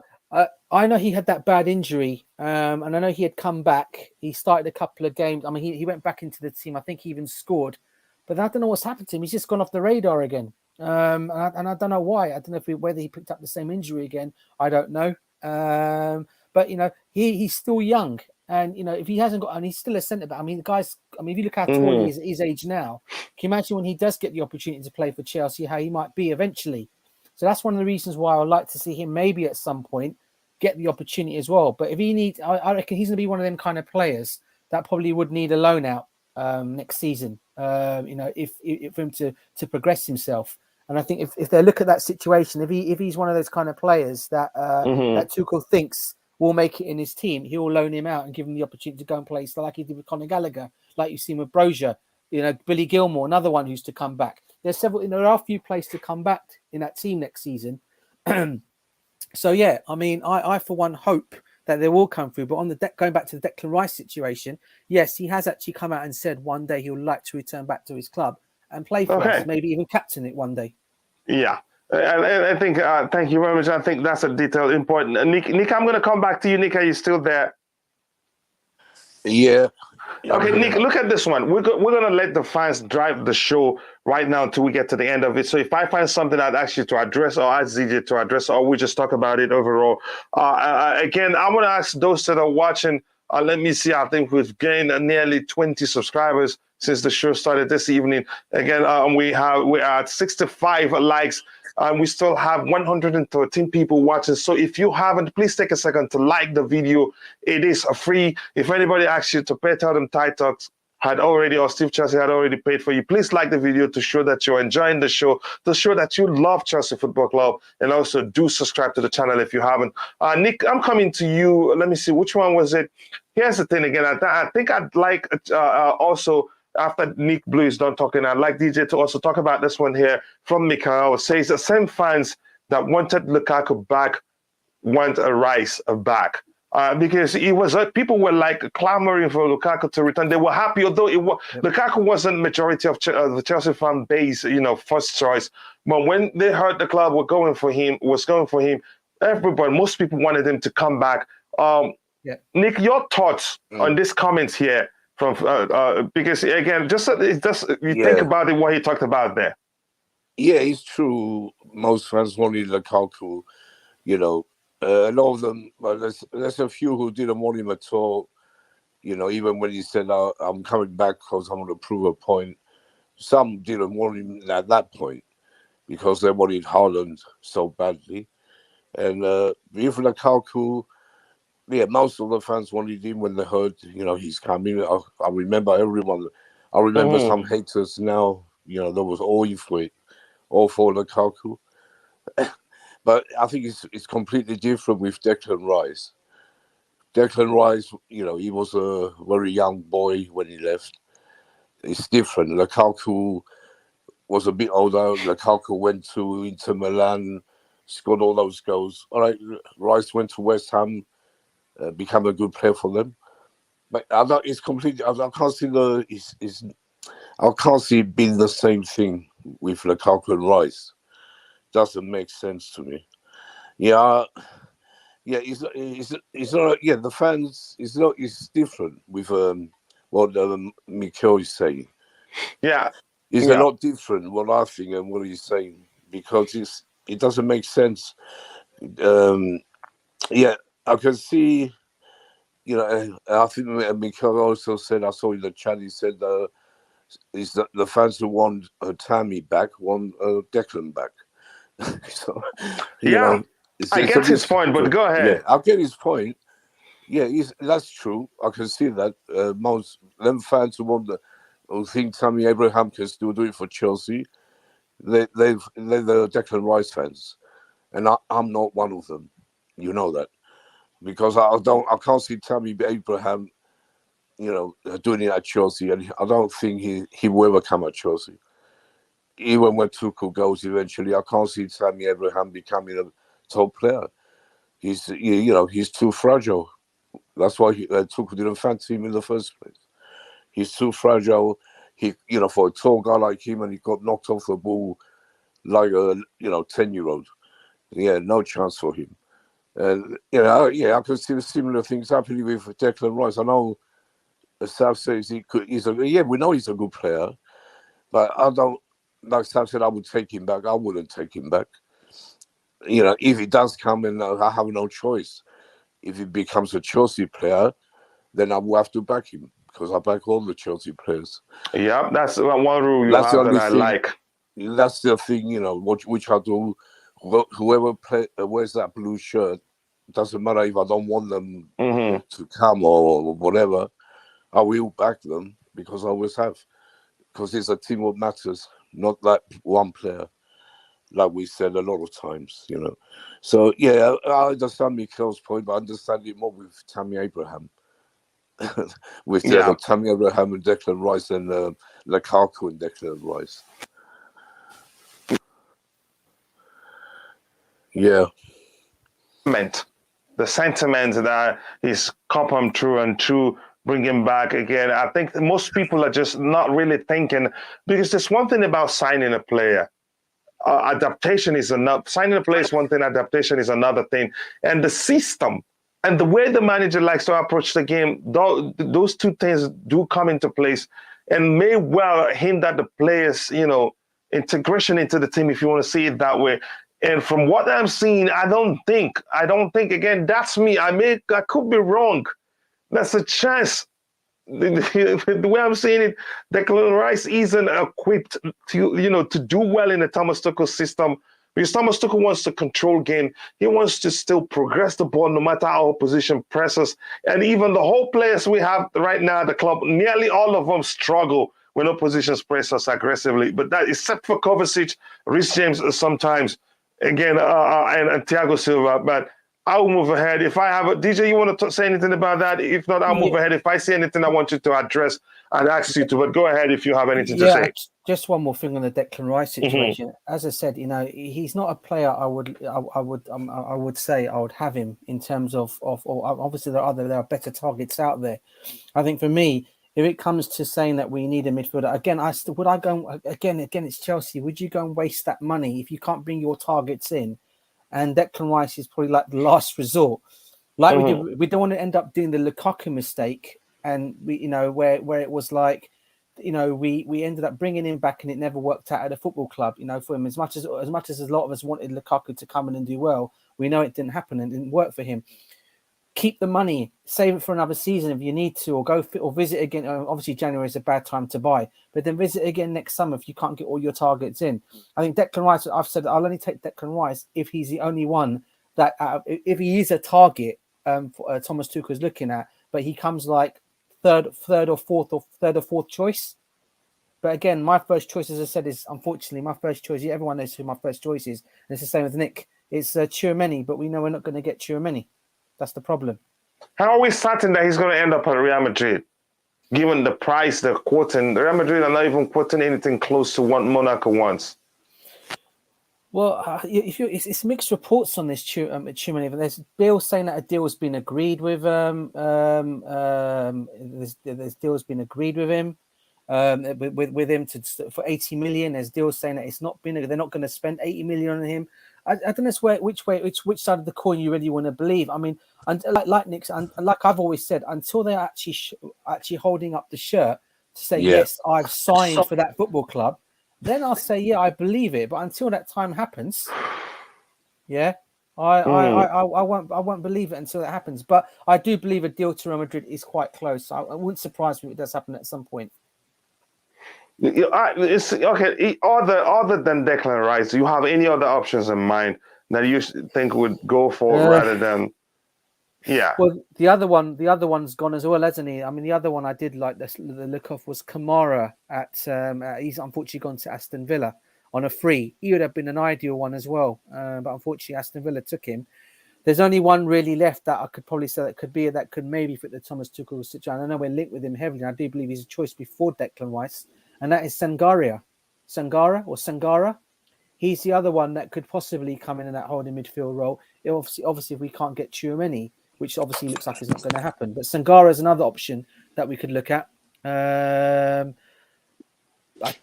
can't think of many other ones really that are out there. Really, maybe.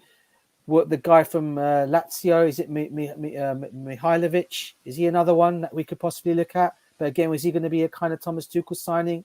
I don't know. For me, Sangara probably could be the next option. I do believe he's another target we're looking at. Nick, how about you? Do you have any other options in mind for you? If it's not so many, just don't sign anybody else. Yeah, look, we don't have to even look far. We have Billy Gilmour. Why not give him the chance? He proved he can play in the first team. He proved it against a few teams. He even was man of the match a few times. I think, we have Billy Gilmour. He's going to come back pre-season. He'll be with the team. And it's up to Tuchel what he does. But if you give him the chance, because he will go to Rangers, he ain't going to want to go on loan again. That's for sure. And look, we have players coming back. So I don't think we have to worry too much about the midfield, because we have Gallagher, we have Gilmour, we have Ampadu even coming back. So, we have players. It's not like we desperately want another midfielder. But Tchouaméni is still not impossible. That's what I keep saying. Nothing's done with Real Madrid. It's all rumours. Rumours, nothing but rumours. And I'm sure Chelsea will try everything to get him as well. I haven't given up with Tchouaméni. But, if not, we have players. Bring Gilmour back. He's young. And, he can do a job. He's young, and he will be a great asset. We don't want to lose him like we did with Kevin De Bruyne and a few others. We're going to regret it badly if we let him go as well. Yeah. DJ, I want to get your thoughts. I want to get your thoughts on Billy Gilmour, and also Ethan Ampadu. For the midfield area. Either of the 2 6s, if you want to. Yeah. What do you think? Yeah, I mean, first of all, can I just say big up to Mikhail. Big up to you, bro. Yeah, I'm doing okay, mate. Thank you very much for asking. They're not too. I forgot. I was talking about Gilmour earlier, and I thought he could be an option to come back. Ampadu, I forgot about him. I forgot he was actually out on loan. Yeah, there is that option as well. You can obviously bring those two, them two back as well. Obviously, I know Gallagher anyway is going to be coming back into this Chelsea team anyway. But in the position that we're actually currently talking about of who can replace Jorginho if he was to go, then you're probably looking at maybe like I said, like a Gilmour or an Ampadu could come in there. And if Chelsea think that these two are still not ready, I didn't think about there were some other players I didn't think about. You could possibly look at Tielemans at Leicester, who's not a bad shout either. I think he's done pretty well for Leicester. You like Tielemans for Chelsea? For what position? I think he can come in if again. I know we're looking at our midfield positions, to give some kind of competition for. Obviously you're talking of Kante and also and Jorginho. Possibly he could come and do that there. You've also got the other guy. Basuma's been mentioned as well. Whether he's the right answer. It's to me, it's an option I'd really like us to get. Because he can play as number 8, he can play one of the 2 6s. I think he can play multiple positions, and he's more like when you could say he could give Kovacic the competition we want. He's even more physical than Kovacic, but he does everything else that Kovacic can do. Go ahead, brother. Yeah, right. That's spot on. But like I said, like Nick said, closer to home, we have got Billy Gilmour and we've also got Ampadu. So there could be some options as well. But again, people will be saying, will our team be too young? Will it be too less experienced in the team? That's the other thing that might come into play as well. I don't know. I mean, what's that? Nkuku. Yeah, I've heard. I mean, obviously he's another one that's been mentioned as well. I mean, there's several options on there. Bobby's put another one on there. Is Nkuku? He's another one. That could be another option if we decide we want to go out all and buy again. Is he available? That's the thing we have to ask. Is he available? Is Nkuku available? And he just won the Bundesliga Player of the Year. He's not going to come on the cheap too. No, there's talk of, I think it's about 70 million to prize him away from there. I also know there's also talk that he wants to go, if he does it, there's also been talk that he's talked about going back to PSG as well, because I think he didn't get an opportunity there, and I think he wants to go back there and play for them. So there's that talk as well. But he's still an option. I mean, I think some talk came out on about him today, saying he's very flattered by links to Chelsea and PSG. But he's also flattered that his club wants to also keep him at the football club as well. So he may not end up even going anywhere. He might just end up staying. Here's one thing I wanted to ask you quickly. Why you said that, DJ? Yeah. What I wanted to say again is this. I think it was Fahim that brought that up yesterday. The fact that Thomas Tuchel played him as a right back or right wing back. Do you think he'd want to come to him again? No. He won't. This time, I don't think he'll play him as that. I think you'll find if he does come back, if we do sign him, he'll play him in the position that he wants to be played in. But then again, what am I hearing? I'm hearing a situation of, could it be Timo Werner tax again? He might just come. He's had one great season in the Bundesliga. He smashed it like Timo Werner did. And look what ended up happening to Timo Werner. We all know what happened with Werner, how it's all going with Werner at the moment. He's not working, is it? I really think he's more technically gifted than Timo Werner. I do believe he is as well. But we all know, when we first signed Timo Werner, coach, we all know what we were signing. Mm-hmm. Player that can play off the wing. He's got that big man up front with him, and he can just smash his goals from the wings. He's not really fulfilled at Chelsea at the moment. And as you know, I was a massive advocate for Timo Werner, and while he's still wearing the blue of Chelsea and playing for us, I will still back him. To do well if he ends up staying. But, Nkuku, I mean, I'm not saying he's going to end up being the same way like that. But, if you're going to spend 70 million, you've got to make sure it's going to come this time around and work. I mean, as you always know, there's no way to tell. There's no magical. There's no way to tell. That's the thing. That's the other thing. So, there are the options out there. Mm-hmm. Nick, your thoughts on what DJ just said about Nkunku and other options he mentioned. I know you don't want Declan Rice. I know you suggested Ampadu and Billy Gilmour, but out of those two, who else would you suggest if the club really wants to go out and buy a player? Don't get me wrong. Declan Rice, he's a good player, but that's not a good player. He's nothing over that. That's why I don't hate the guy. I'll make I'll say some names to make people laugh, like my friend Tobago. No, I understand that. It makes me laugh as well. That's why. But look, Basuma is a good player, and Kounde, I haven't seen him much, but I hear he's a good player as well. There's options there, but look, the thing is, we have to sort out the defense. So the defense, and if Lukaku doesn't stay and he goes, that means we need a striker. Doesn't matter if it's Tuchel plays with a false nine or not. We still need someone. Havertz won't be able to do it by himself, or Broja. He's still young, so we're gonna need someone. So first of all, we're gonna sort out the defense, like we said. Hopefully, we get Koulibaly in as well. We're gonna have Kounde. Colwell will come back. Hopefully, he can stay around the first team. Hopefully, because I like him as well.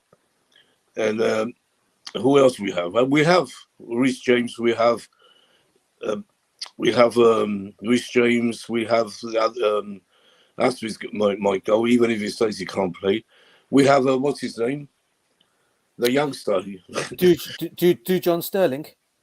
Yeah, we still have him as well. Yeah. How good is he? Dujan. Hold on. Let me finish. Yeah, so we need to look. We're gonna sort out the defense. That's the main priority, and maybe an attacker if Lukaku goes. And Tuchel, he's looking at Lewandowski. Even if he does want Barcelona, he's still looking at him because you don't know what's going to happen. But you know, if he's not Lewandowski, it will be someone else. Like maybe Jesus. You know, Chelsea have been looking at him as well. So, and the midfield, even if Jorginho goes, you know, we have Billy Gilmour, we have Ampadu Gilmour to come back. They can do a job. And Ampadu can play at the back as well. Look, and he's a great youngster. He's only 21. I was watching him today, and he looked like 28, the maturity he showed. 28, you know, he's getting better every time I see him. So we have great players at the club. We don't have to go crazy and you know, desperately and go try and get another midfielder like we did with Lukaku when it didn't work. You know, so we have to be careful here. So I prefer to fix the defense. Midfield defense, Jorginho's 50-50. He still might stay. You don't know. He wants to stay, but his wife wants to go. We know that. But and Tchouameni is not a dead deal yet. It's not dead for us. He's still, nothing's happened yet. And you know, there's a lot of possibilities. We won't know till the transfer window opens on the 10th. It's a few days now. When that window opens, then you're going to see things happening. You're going to see Kounde, Dembele, and hopefully Koulibaly. You know, we're going to go for this place like Boehly wants and Tuchel wants. Okay. So, yeah, and you know, I think Lukaku, you know, if it's true what he said, you know, we didn't see him. I didn't see him say in real life. If he said, "I don't want to be here at Chelsea, I want Inter Milan," if that's true, then he has to go. But you know, that's what we're hearing from the people saying he said that. So nothing. You can't believe no one except Chelsea Football Club. So don't believe what you hear too much. Like I keep saying. All right, but we're just here to talk about it again. We understand that most of them are speculations. DJ, and you two, I'm going to go through the chat. If I have anything I feel like you guys we're supposed to address, we'll bring you guys in because at this point, we will let the people in the chat drive the show. Here says, I don't think Chelsea should spend more than Harry Maguire money on Rice to avoid comparisons and pressure on Rice. Again, I think I've seen True Blue say like a zillion times in the chat, Chelsea ain't paying, and even 150 for it will never be 150. And I don't think Chelsea will pay up to 70 for him if they really want him. Again, that's my argument. I know West Ham, they keep saying it, they want 150, 150. That doesn't mean that's how much Chelsea are going to pay. We know how much Leicester was quoting for Ben Chilwell. But then again, do I think Rice will come to Chelsea? I'd say at least not this season. Chelsea are not going to waste money in that area. Like Nick just said, we have a problem. So for obvious reasons, the fact that we may lose four, established defenders this coming window, the club's priority will be to bring in defensive reinforcements. Again, Sheila says a Rice for 80 to 90K. I say yes, but if West Ham wants more than that, you're saying million? I'd say go for Bissouma. And then Bissouma is actually more mobile. Again, that's my argument. For the right price, everyone can come back. But the common theme is that all those players are overpriced. What a brilliant way to phrase it. And like, what the heck were we thinking agreeing to 80 million plus pounds or so in Tammy Abraham's buyback clause? And again, if Tuchel remains here, he has no chance coming back at Chelsea because he will look back and say, look, the issue Lukaku had, look at the Olivier Giroud, his own situation at Chelsea then. And himself, I don't think he would want to come back to Chelsea. But that's, by the way, I'm just saying who agreed to 18 million pounds buyback clause. That's quite a lot of money. Things we get with Rice is equally good as, versatility is good. But in the midfield area where you could argue is mainly his preferred position or the position he's known for, I don't think he's the best we can do. Again, that's how I want to offer it. How well does he do under pressure in terms of when he is pressed aggressively? It remains to be seen. I think he needs quite a lot of spaces to operate from what I've seen. I could be wrong, and if you are wrong, you let me know. Chelsea FC may sign Declan Rice as DM this transfer window to help the English quarter, regardless of the returning loanees.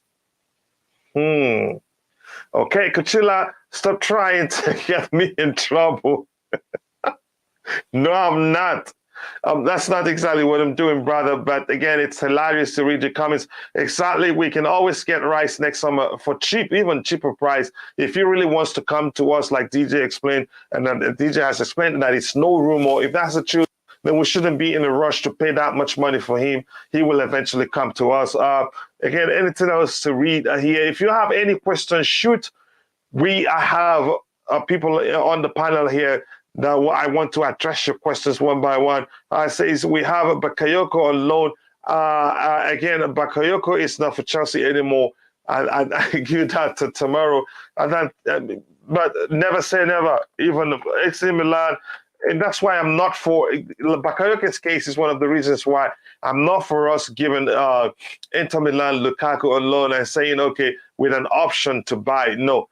If they're not going to assign with an obligation to buy, I will never do that deal because they're never going to buy him. They just use them at the end of the season and say, okay, no, we're not going to buy him, which means we still owe them quite a lot of money. It's common sense, and they're not stupid. And there's no chance. I don't want to talk about it. Again, he says, Steve Chelsea saying, yes, keep liking the video so we can get to 100 likes by the end of the show. I'm looking for questions or things you'd like us to address here because you owners might have spending limits. I don't think they have spending. They have spending limits, but I think it allows us to spend much more than the 200 million that we've heard about, which is the budget. If I'm wrong, somebody in the chat, so please correct me. That aspect is something that I'm not well acquainted with. It says West Ham will make it so ludicrous to get Rice. He's their captain. Yep, laughing out loud. And I said, if he wants to move back to Chelsea, he's a victim of his own success. Again, that's the case. Billy Gilmour is not ready. I totally disagree with this comment. DJ, can you come in, please? Sorry. What's the question? Sorry, my wife just came and asked me something. What was that again? You said, Cucurella? Sorry, you want time? You want some time, family first? No. Are you good? No, she just asked me something. That was all. What was the question? Is it about Billy Gilmour? It's not a question. Bobby says Billy Gilmour is not. Agree? Okay. Yeah. Oh, you want to address that? Do you? Hello. Yes. Shoot. Oh, okay. Yeah. Billy Gilmour not ready. Yeah, I get where Bobby's coming from on that one. I have to say, but I'm also in the camp where I feel he's had that season out now. But can he come back? Maybe Thomas Tuchel may look at him in pre-season and see where it goes from there. But I for one, and I know Nick Blue said it already, that he can come back. I think he will be loaned out again next season, Billy Gilmour, for another season at least. I know there's a lot of talk that Rangers want to take him back. They're even willing to pay for him to get him back there. But I think if anything happens with Billy Gilmour, it'll be more of a loan move. So I reckon he'll probably end up getting a loan move back out again, Billy Gilmour. But you never know. He might come and surprise us in pre-season. If he does well in pre-season, you may see that Thomas Tuchel may decide to keep him around. But I think he's a good player. I think he's going to be a very good upcoming player. I do rate him. And I do think that maybe in a year or two or so, he'll be one of the midfielders that will come in and replace the likes of Jorginho and Kante eventually, and make that spot one of his own. Hey. Go ahead, brother. Go ahead. I'll let you finish. Yeah, but for one, I think maybe now next season may be a bit too early to bring him back into the team. But again, it all comes down to Tuchel and what he decides to do. Here's what I'm going to say here. Bobby, I love you, but I'm not going to say like DJ and say I can get where Bobby is coming from. No, I don't get where Bobby is coming from. I have to be honest here. We're talking about a player who was it under Frank Lampard, 3 high-profile games. He won man of the match in 3 of them. This guy smoked Fabinho of Liverpool and didn't allow him play. This same kid under Thomas Tuchel played 2 high-profile games also. He trusted him, which means he was ready. For some reason, I don't know what went on. I don't know the story quite well. Maybe he asked to go on loan because he's an international and wants to get more game time.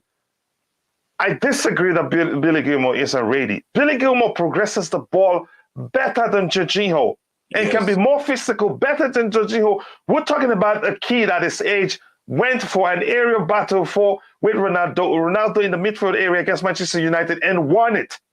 Yeah. Honestly, I love Bobby, but I disagree with this one. Go ahead, Nick. Let me say something. Yeah, Bobby, I know what you're talking about there.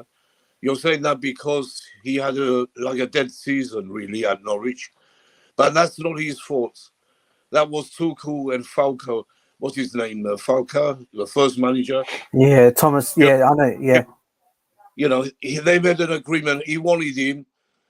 Supposed to be, he wanted him. So Tuchel talked with Gilmour. This is what happened. And he said to him, you know, if you go on loan to Norwich and help my friend 1 season. And he agreed. That's the reason, because they had a private chat, Tuchel and I keep forgetting his name, Falco or whatever, the German guy. Farker. Okay, it's pronounced Falco, yeah. Yeah, what an idiot anyway. He got it all wrong.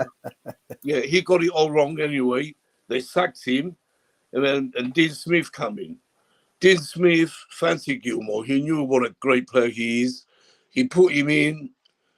He played a few games. But, you know, they mixed him up too much there. If he stayed at Chelsea, he would be one of our best players right now. If he stayed, he would have been in the first team when we needed a midfield player. When Jorginho was injured, when Kante was dead, you know, imagine having Gilmour there to come in. We didn't. That was a big mistake by Chelsea Football Club to let Billy Gilmour go on loan. So it's no blame. But I'm sure, because I know what sort of player he is, he will be back at pre-season and he will prove every Chelsea fan who doesn't rate him wrong, because he's a great player. And he's going to become something special in the future. So, you know, don't give him a chance to go to Rangers for more, because he might agree and, you know, and stay there. So, you know, we don't want to have that, give him that option. You know, I'm sure he's going to prove everyone wrong. But I don't agree with sending him on another loan, because I don't think he's going to want that. Let me ask you this, Nick, quickly. Let me ask you this. You said he's going to be big for Chelsea in the future, right? Yeah. And we let him. Right now, he has just 1 year left on his contract. You think he's going to stay if he's not guaranteed a starting place? Yeah, that's another thing. That's another thing. You know, that's what you were saying yesterday. Yeah, I was really pissed. Yeah, of course, because it doesn't, you know, you can't let a player like that go and run down the contract. You know, and then he will go. So, you know, we can't afford to do this. We've done it too often with other players who become world stars. Look, you know, so I understand Bobby, because we didn't see much of Gilmour at Norwich. We didn't see him playing much. Mm-hmm. But when we do see him, he's number one choice for Scotland on that Scottish team sheet. I know they didn't do too good yesterday, but the other day against Ukraine, but, you know, it wasn't Gilmour's fault. He played. He was supposed in that midfield. He done what he had to do. Why does Steve Clark fancy him so much? A legend, a Chelsea legend, Steve Clark. You know, does he know? Do we know more than Steve Clark? So, Bobby, you have to really think your statement. Sorry, Bob.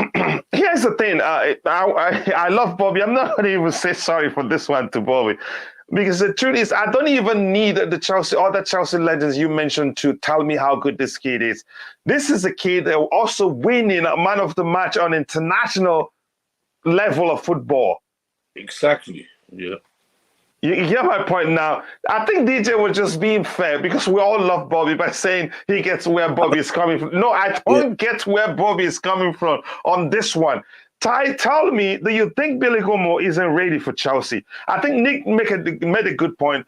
Bobby is probably saying this because Gilmour had a bad loan season. I think that's just that. But go ahead, Ty. It's a difficult one to really describe. Oh For me, no, I he's going to think, disappoint us. no, Go man, ahead, relax. No, I know you thing like is, DJ, so I'm surprised nah, if you don't support him. well, you're gonna be surprised. No, the thing is with him. What I was gonna say is that he is ready for the team. As a starter, that is questionable for some people, but he is ready to be a part of the team, play a role, be a player that can actually be relied on in some cases. The only unfortunate thing is that he went on loan. It really hampered what we wanted him to improve at, because obviously he did have his little shortcomings and things that you need him to improve on. And I mean, at the time, it made sense for him to go to Norwich City. From the view that at the time they had a manager who supposedly like working with younger players. So it really came as a surprise, and I don't know if Nick was alluding to this when he said that he's an idiot or something like that. But he said that we're not here to develop other teams' players.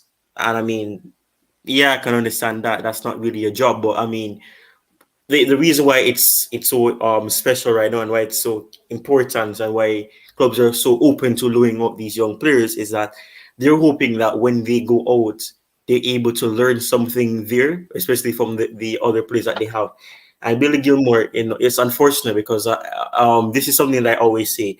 Him going on loan now means that he has to readapt. He has to understand what needs to be done. And there has been some shift in what he knew the season before, the one that just ended.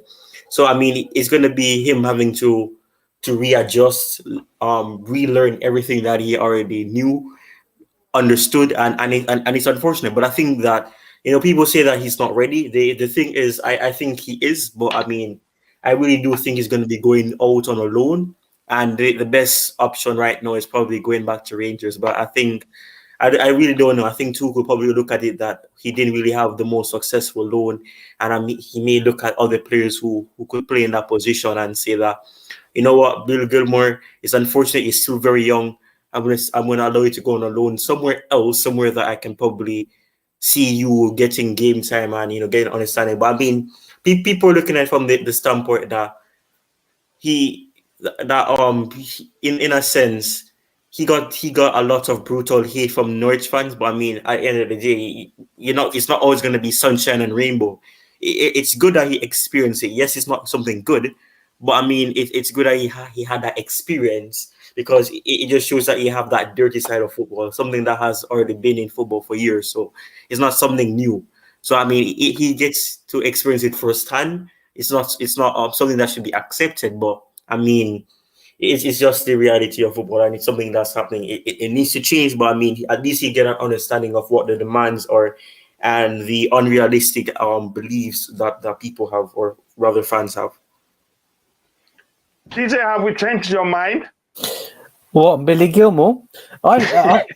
Listen, I've said it. I know you've tried it now. He's tried it with me now.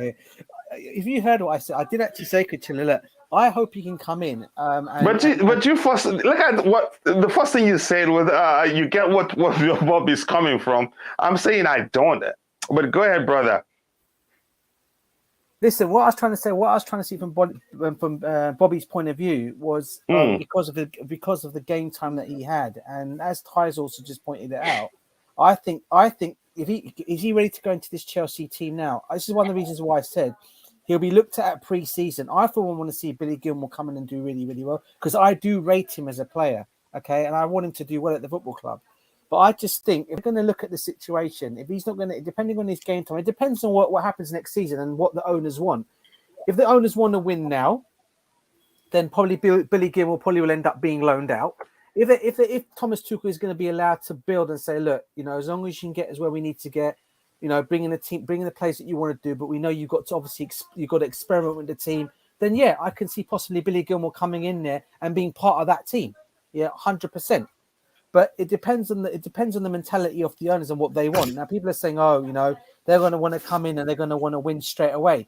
They might not come in. They might come in and just say to Thomas Tuchel, "You build on what you need to build for this season." But as long as we can see, we can see the results down the line. They might say, "Okay, build on it," and Billy Gilmour stays.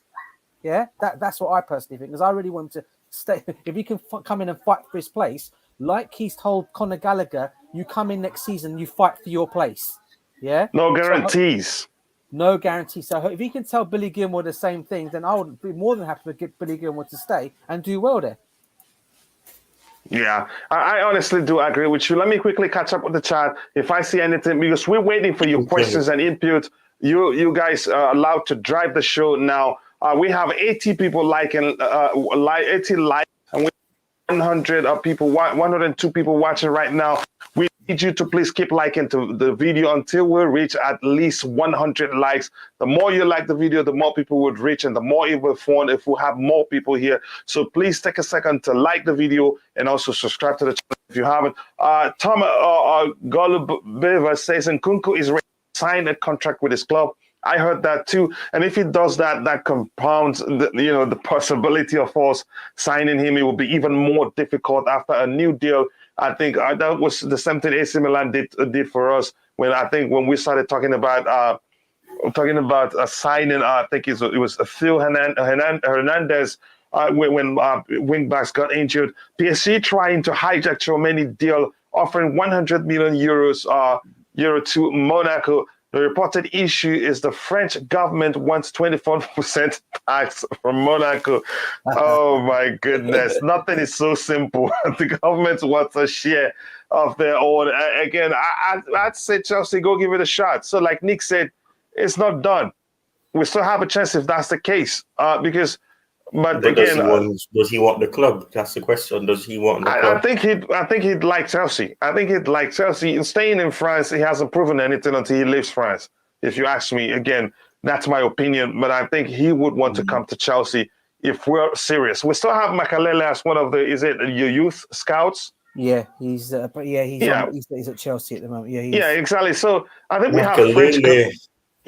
We have French connections that can help us, talk with those players to get them, and where you getting Kounde, he can reach out and all things like that. But that's, by the way, I truly thank you for this information. It does show us that nothing is done yet, and the likes has gone up to 89 likes. So we need just 11 more likes to get to 100 likes. Please keep liking the video, guys, to show your support to the channel and to show that you're enjoying the show. Werner only works as second striker. That's the truth. Again, he does better, although with deploying them on the flanks, and he's actually created some chances for us. But again, he'd do better as a second striker. We know that from his time at Leipzig. I forget the other guy he always plays alongside with. So that's a good comment right there. I forgot the guy he played with at Leipzig. I think it's Poulsen. He's Danish. Poulsen. Okay, Poulsen. Yeah, he did quite well with the guy. But then again, another thing you must highlight. Yes, he does well as a second striker, but in most cases he needs spaces to be able to do something. Whenever Gilmour is one-on-one with opposition players, it's something if he's got the space to run into. Sometimes he practically says, "Please just take the ball and leave me alone." That's how I see it. Again, Tom. My screen is lagging again. Billy will sign an extension and go out on loan to Rangers. Again, I don't think he's got in a better position now for negotiations, given that he has just 1 year left on his contract. You cannot force him to sign an extension. So if he wants to leave, he tell you, okay, I want you to guarantee me a place in the team, or I will leave. You can't force him. If you force him, he runs down his contract and leaves on the free. It's as simple as that, and you get nothing. So I think it's something we had to handle carefully. I think we're in a very precarious situation right now regarding Billy Gilmour's contract situation. 1 year, a talent like him. Since I heard that, I have not been happy. I hope I'll be able to forget it. Let me keep reading here. It says Tchouaméni over Rice. Have you seen his takers? Again, I prefer him over Rice anytime, any day. I think he's more mobile on the pitch. He has more to offer. Even Bissouma over Rice, because Bissouma has more to offer than Rice. But if really they're saying that Tuchel wants Rice, and they bring him, I'll support him like Nick Blue says. I support every Chelsea players. Again, let me see. Again, sorry guys, my screen is a bit slow, and I just don't know why. Dejan Astarin is a very good player. Better squad depth, left centre back and right centre back. He plays in all those positions. Ty, do you know Dejan very well? Is Ty gone? Okay, I'm just going to try and catch up here. Except if Ty joins back. Again, if you have any question, please ask us and we will try to address it. Adam Patrick says, hi lads, would you take a Ruben Neves for Chelsea? Nick, I'll let you start off on this one. Yeah, I always like Neves, great player. You know, he's not young anymore, but he's still a great player. And he can score some great goals. He's that midfield player we don't have right now who scores like we used to have with Lampard. You know, I would love Neves. You know, if we can't get Tchouameni, you know, that'd be the cheaper option to go and get Neves from Wolves. And I don't think it will cost us much as well. You know, that'd be a good signing to have him there. If Jorginho goes, we to have Neves and hopefully Billy Gilmour there as well. I want Billy Gilmour, you know, in the first team, in the squad. You know, I don't want any loans for him, like you said, because it will backfire on us. So bring me Neves and keep Billy Gilmour anytime. If we can't get Tchouameni, that is. You know, our first priority is Tchouameni, of course. So let's see what we're going to find out soon. It's only a few days left. We're going to find out everything very soon. It will all come to light. Yeah. How about, go ahead, Nick, if you're still talking. Neves, you know, I like a lot. Every time I see him for Wolves, before he even came to Wolves, great player for Portugal. He's a great player. He's a special player, yeah. How about you, DJ? What do you think about Ruben Neves? Oh man, I've rated this guy when he was playing for Porto. You know, and I said to myself, you know, I remember when the deal was done to go to Wolves, when the Wolves were obviously back in the first, in the EPL as it was known back then. You know, when it was EPL, so when it just turned EPL and they signed him, Wolves when they went, and I said to myself, I hope Chelsea. I think he was like only 24 when they signed him, and I remember he was linked to Chelsea as well. I think it must have been when Mourinho was our manager, and I think he was strongly linked. And there was also a rumor that, well, it wasn't a rumor. In fact, it's true. He was a Chelsea fan as well, by the way. Not many people know this. He was a Chelsea fan. He was a Chelsea fan. He's a Porto. Obviously, he played for Porto, but one of his clubs he said he would love to go and play for, and he supported as a kid was Chelsea. And I'm just surprised we never went in for him. And you know, it was a bit of a. Obviously, I was gutted by that because I really, really thought he'd be one of those players. And there was a couple of players I wanted us to bring in from Porto at the time when Jose came in. He was one of them, and Ricardo Quaresma was another. But I do believe we brought him on loan anyway. Mourinho did, right? Yeah, no, that it wasn't Mourinho who brought Quaresma. I do believe it was under the. I think it was the Brazilian manager we had. Was it Scolari? Yeah, Scolari. Was it Scolari? I thought it was Mourinho that brought Quaresma, not to Chelsea. Quaresma on roll. Not to Chelsea. I don't believe it was Jose. I do because and then I remember Gus Hiddink then came in as our manager, and then he never played him after. I think he played one game after that, and then that was it. Nick probably would know this. Wasn't it under the Brazilian coach that we had? We bought Quaresma in, didn't we? On loan, didn't we? Scolari. So it was under Scolari. It was under Scolari. Yeah, I remember. And I remember. Yeah, it was Scolari. And do you know why I don't forget him? I'll let you continue, DJ. Do you know why I don't forget him? Yeah. His side foot crosses. Oh, he was brilliant. Oh my God. His side foot crosses were very delicious to watch. Go ahead, DJ. Say what you were saying, brother. Yeah, but going back to Neves, I would have loved him to come to Chelsea. I think he's 27, 28 now, I do believe. He's in his prime now. Yeah, I mean, he'd still be a good one. He'd still be good. Yeah, I don't know why we didn't buy him that time. I think because of Nuno Santos, something to do with him. Every player, wherever he was the one who brought them in, and that's because of Santos. We didn't get nervous. That's why. Yeah, that's the thing. And we were just, never mind. I mean, it was one of those that we missed out. And another player I actually quite like at Wolves is Neto. I think Neto is a brilliant player as well. What's his name? Is it Pedro? Pedro Neto? Yeah, another one.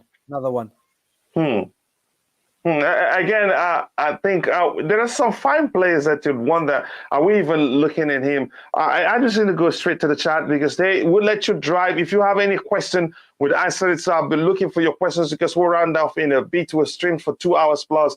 This is not the Blue Morning Show that remains a marathon show for a while until we complete the Roman Abramovich tribute show where you get a chance to win $150. Here it says, what is the point for Jorginho? Again, that brings the question that I want to start with you, Nick. Jorginho is looking like he's been so corny here. I don't understand. It looks like he's planning to live on a free too. Yeah, Jorginho, for me, I like the player. I always liked him.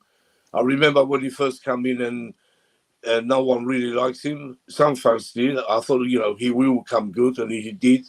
He became one of the great players, 2 years ago, and the fans really loved him. He was one of the favourites. And last season I don't blame him too much. He lost form. He had injuries. He was playing with knocks. Tuchel got it wrong last year. A lot of things he got wrong because he should have kept Billy Gilmour. Even Conor Gallagher could have stayed at Chelsea. We would have needed them players. He showed, why we lost so many drop points and lost so many games because we didn't have the backups.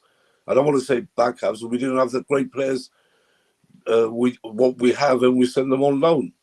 So Jorginho, look, he's still a good player for me. I don't want him to go, but he's 50-50 because we know his wife is very homesick. She wants to go, so he already said he wants to stay. So he did. He hasn't said, I want to go, but it's up to him and his wife. Chelsea, I don't think Tuchel will want him. Tuchel likes Jorginho. It's obvious he likes the guy, and he still has something to prove for not playing well this year. I can see Jorginho staying and be something special next year. Mm-hmm. I wouldn't be surprised. Things change. Football is like life. Every day, every second changes. That's how it is. But I wouldn't say he's done and all that. No, I don't agree. Yeah, I get to point. Bobby is cracking me off here, asking if he can pay the money to say to offload Bakayoko. Batshuayi. Leave Batshuayi alone. Batshuayi scored a goal yesterday. He did. Oh my goodness! Again, I think something quite a story. Bakayoko is going to Valencia if Gattuso gets the job. Lord only knows what the DOF was thinking. Okay, I don't want to talk about Billy Gilmour can split his role 50-50 in time spent in starting 11. Again, I get the argument there. It says better to start him against lower teams in the Premier League if it does come to replace Jorginho. That's not true. He's played high-profile games for us. If you followed his Chelsea career, he's played against Liverpool, and we did quite well. I think twice against Manchester City, and he did well. And on that, how many times did he win Man of the Match under Frank Lampard? Was it twice or 3 times? In 3 of the only games he played. 4 times. 4 times. And then on international level, he wins that too. Again, it takes somebody that understands football very well to know what this kid can do. And if we lose him, we're really going to regret it. What number 6 would you like at Chelsea this summer? Okay, I think Nick was the last person that spoke. Nick, were you the last person that spoke? I think so, yeah. Okay, Ty, let me come to you. What number 6 would you like at Chelsea? So this is a good question. Because, I know we've talked about a few. Give us your choice of number 6 and why. Gosh, I think he means a DM practically. Yeah, I know that. What I would like isn't what we most likely will get, but for me, Tchouaméni is the first choice. If it's not Tchouaméni, this is probably controversial for some people, but I'm going to say Declan Rice. I mean, there isn't really much out there that would be willing to join the club at this very moment or in time, and in contract reasons doesn't really allow it. So it would be Tchouaméni, Declan Rice, or I don't know, Neves. I'm not really sure because there's not really much options out there that are other than the ones that you have to really go out and scout. Then there aren't really much options available. I'd rather go for Jude Bellingham than Rice. I have to tell you that again. That's me. But DJ, coming to that question, I think you've already answered that. You've already said something similar to saying your preferred number 6. You said you prefer Tchouaméni. Go ahead. You want to say something? If you want to say something, go ahead. Then I'll bring. Sorry, my choices would be. I know. Obviously, Tchouaméni first choice, just like Ty. I will go for a second choice over Declan Rice, and I've said it already. I'll do. Obviously, this is only if Billy Gilmour and Ampadu don't stay. That is, okay. I'll look at Sangare. I think what I've seen of him and I think he looks a really good talent, and I think he could possibly come in there and do a job there. Sangare, if we can't get him, because obviously the other one I would love to have seen, as I said, I've mentioned his name already. Unfortunately, he's gone to Aston Villa, and that was Kamara. He would have been another one. Boubacar, right? Yeah, he would have been on a free as well. Cucurella, would you believe? They would have got him on a free had we not been sanctioned and all this thing that have come early, this takeover. I think we would have got him on a free. But yeah, they're the two I'd go for. Declan Rice, he would be my fourth or fifth choice. But obviously, I'd have the Chelsea boys in front of him. Yeah. How about you, Nick? Your choice of number 6. We're just answering our fans' question. Somebody that's in the chat. Of course, we all want Tchouaméni. That's what we all agree on. That every single one here, I think in the chat here, we want Tchouaméni if possible. But if not, I wouldn't mind Neves. Tell you the truth, if Billy Gilmour doesn't get the chance, which I hope he does, I prefer Billy Gilmour to come and stay in the team than get anyone else, really. I told you that before, because he's a great player. He will become world-class one day. And I want him to do that at Chelsea, not somewhere else. But, if Gilmour does happen to go, which I will go crazy if he does, it has to be Neves for me. Yeah, I think Neves is a good shout. I don't know why he hasn't come to mind for me. I haven't thought about him before. But again, that's me. I'll go to the United in the front seat. Sorry? United are in the front seat as usual. To sign who? Neves. Yeah, but you always want him every summer and they don't get him. So they're in the front seat. United will go and spend stupid money. But Boehly, Boehly is there. Don't forget, if we can't get Tchouaméni and Billy Gilmour or Tuchel, that's the thing is going to be in the first team. Then Chelsea will go for Declan Rice. Declan Rice for Neves. And Neves, why would he want to go to United when he can come to a top team like us, challenging for the league? Goes to United, not even in the Champions League. Nick, would you take De Jong from Barcelona? Yeah, he's another good player actually. So I heard he's going to United too. Yeah, well, that's all rumors. No one's going to United. No one wants to go to United unless we don't want them.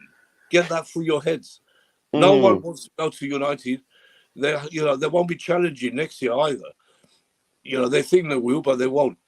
And there's other teams coming up further, getting better than them. Even Tottenham will challenge more next year.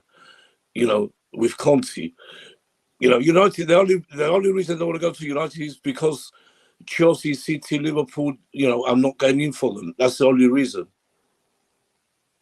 And United do pay well. Who? United pay well. They pay like they pay for Maguire. Look at what goes on with them. So let them pay the silly money, and it backfires. So that's what we want them to do that anyway, because we don't want to be close like they did. We don't like United, we don't like Liverpool, and we definitely don't like Tottenham still. But Tottenham could be becoming our rivals again, because of Conte. Agreed, mate. Agreed.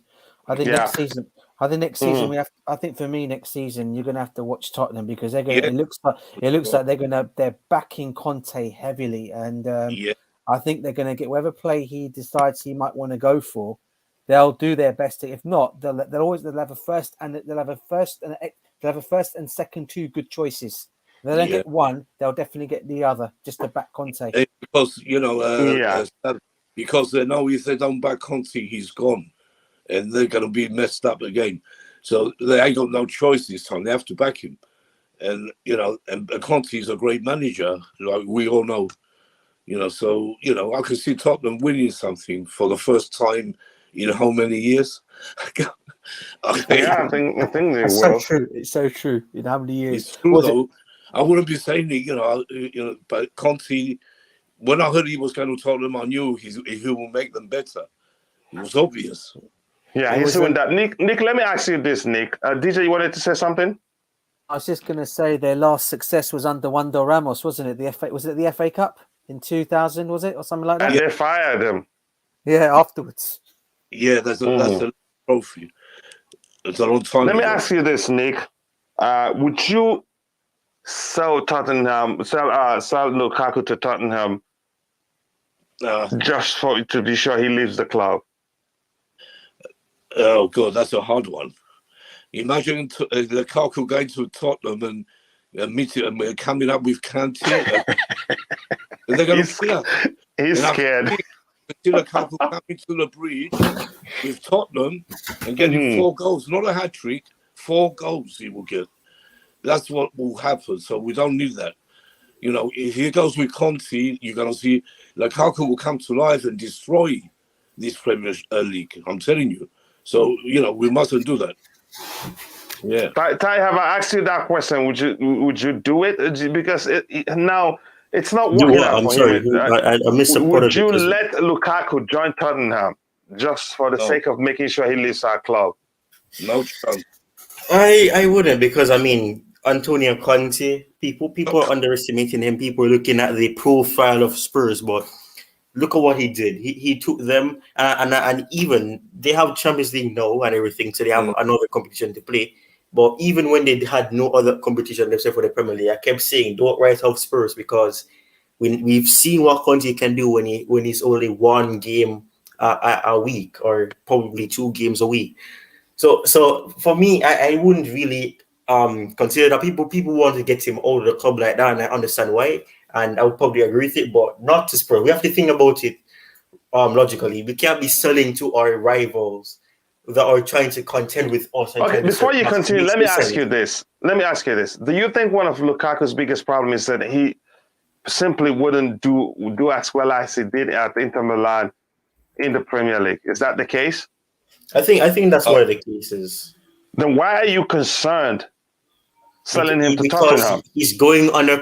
The thing is, Conte has this way about him that we're not going to see the same Lukaku at Inter, because those are 2 different leagues, 2 different demands. Goalkeepers, it's easier to score goals in Italy. You see that right now with Tammy Abraham scoring the amount of goals he's scoring that easily.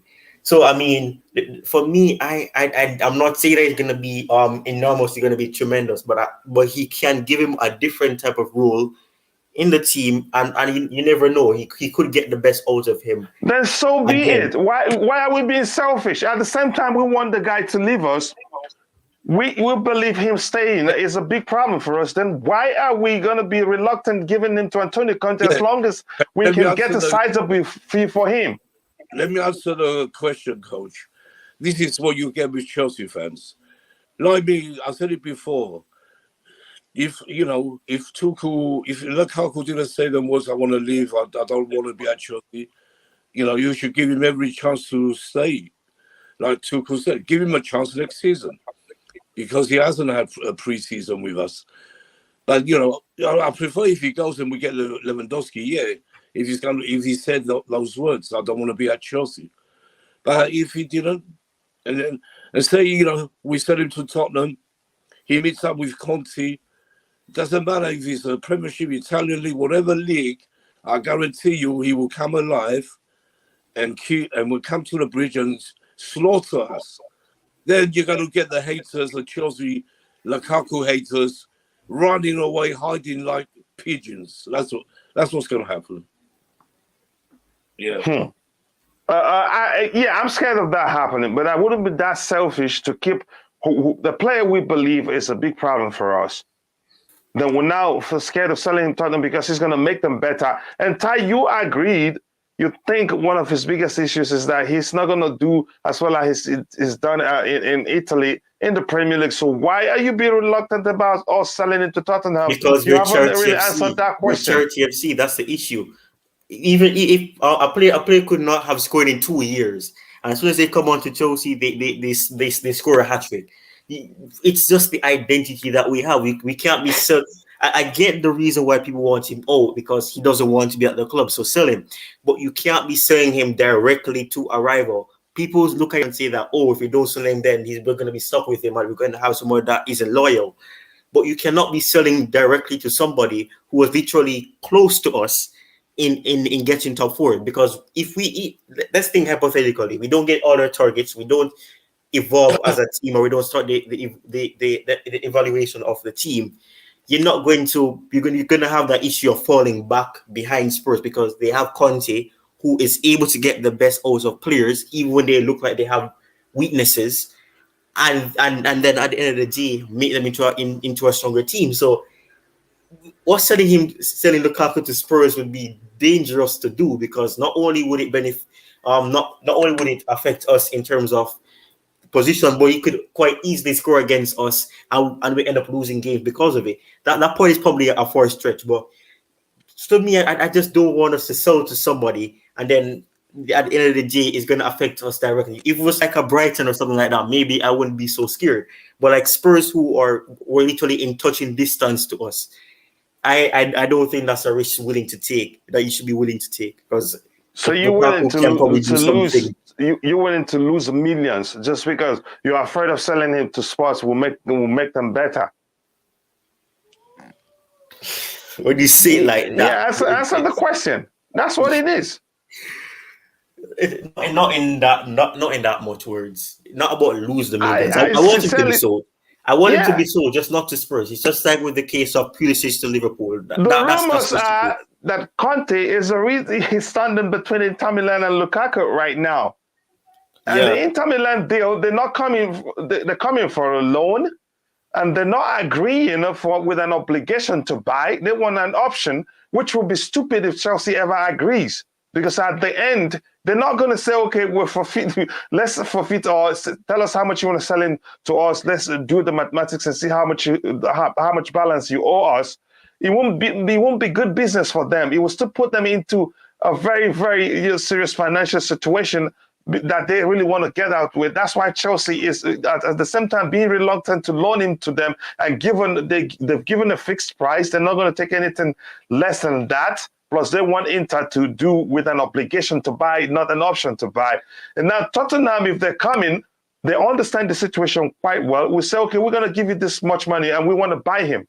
But I get your argument. If you don't have anything else to say, I want to go to DJ with this topic because we discussed it with them before, but it wasn't like really about whether he supported selling it to Tottenham. It was about how he's going to work at Tottenham. So Ty, round off if you haven't yet. I mean, for me, it's just a case about if when you look at the danger that he could bring, I just don't think it's a risk to take because we could quite easily not get somebody in the attack, and if we do, it could be worse than Lukaku. He could end up scoring only 3 goals, and he's every time he takes a shot, it goes into row Z. So I mean, we complain about Lukaku, but at least he was able to score goals inconsistently. If you have a player who can't even put the ball in the back of net at all, then we sold somebody and not replace it. Because that's the thing. We did the total opposite. We sold 2 strikers and replaced them with one. One of them was able to score for us when it mattered, and we signed another one because we sold another one because we didn't think it was good enough, and then we brought in Lukaku. So if you're gonna sell him, we need to improve on it. So if you're gonna be selling him to somebody who is in such close distance to you at the end of the season, and then you don't find a solution to that issue, then you just set yourself up to. It's like you're shooting yourself in the foot, practically. Sell him to Spurs. Okay. DJ, can you tell me how you feel about that? Chelsea fans not wanting Chelsea to sell Lukaku to Tottenham because it make them better. It's a simple answer. You just don't sell to a rival, coach. It's as simple as that. I mean, you will never see Tottenham selling Harry Kane to Chelsea. It's as simple as that as well. So why should we sell Lukaku to them? If you know that's how it's always gone. Very rarely you see players going from one club to the other. Okay, you saw Sol Campbell once do it in his career. He left Tottenham to go to. He went on a free. Ashley Cole came to Chelsea from Arsenal. Very rarely these deals happen because those players wanted to get out of the football club and go to a club where they were going to win titles and where they were going to win where they had a chance of winning a Premiership title and things like that. Tottenham, for me, are not even in that conversation of actually winning a Premiership titles yet. Yeah, they got Conte at the helm. Yeah, they finished 4th at the end of the Premiership season. It doesn't mean they're going to, but they were, in terms of, like us, they were well away off winning a Premiership title under Conte with Liverpool and Manchester City so far ahead of everybody else. So for me, that's the only reason why I've got it. For me, if Lukaku was to go to Tottenham, I wouldn't care if he was to go to Tottenham. My point of it all is you don't sell to a rival team. It's as simple as that. Okay, let me ask you this. Yeah, let me ask you this. You say it's as simple as that. Yes, we don't sell to a rival. Where is the fear of selling Lukaku to Tottenham, the fear that he makes them better? Where does that leave the argument that Lukaku isn't doing well because it is the Premier League and the Premier League is different compared to the Serie A? Where does that leave the argument? It just trashes it. It just debunks it. Since we're afraid of selling him to a rival because he's going to make them better, what are we afraid of? If you think it's junk, if we think it's nonsense, really. I know you know quite well my opinion on that.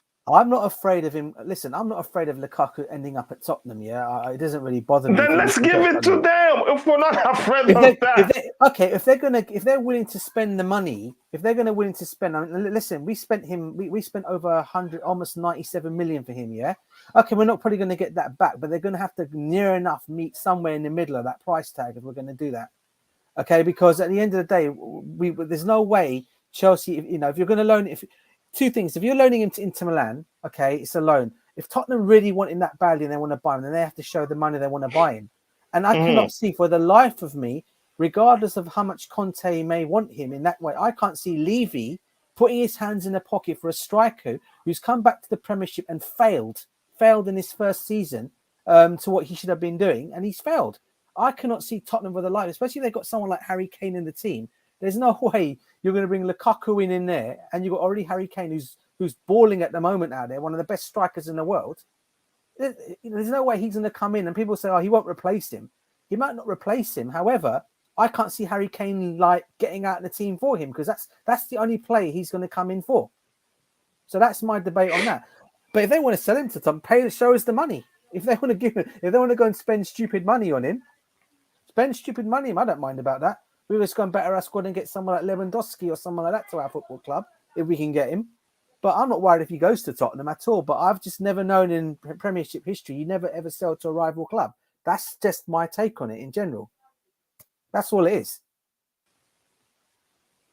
I think now you've explained it the way I want. More importantly, you don't see Levy paying that much money for a player who would pay that much money and didn't do well. Since when? Except and I don't see us selling him on as cheap as we know Levy will agree to pay. I think that's the point I'm going to take from you, but I know you understand where I'm coming from, because if somebody comes out and argue strongly, Lukaku is trash in the Premier League, then why would that person still argue, be reluctant to say, why are we selling them to Tottenham? Is he going to make them better? Then we should argue that he's going to make them worse. You get my point. But I appreciate your input right there. Now, I'm going to quickly, Nick, you want to add anything to that before I go back to the chat?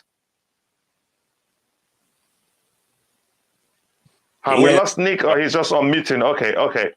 No, I wouldn't say he's going to make them worse, but he won't happen, like Sam said.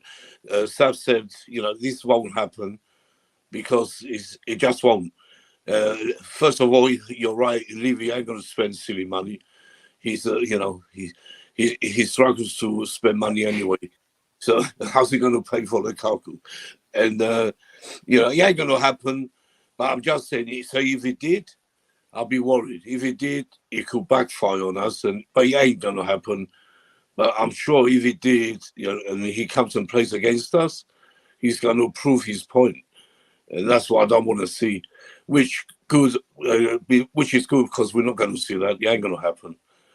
Let's just, concentrate on the real players we can get and sell, rather than dream about Lukaku at Tottenham. It's so true. It's so true. Yeah, dream of him. God.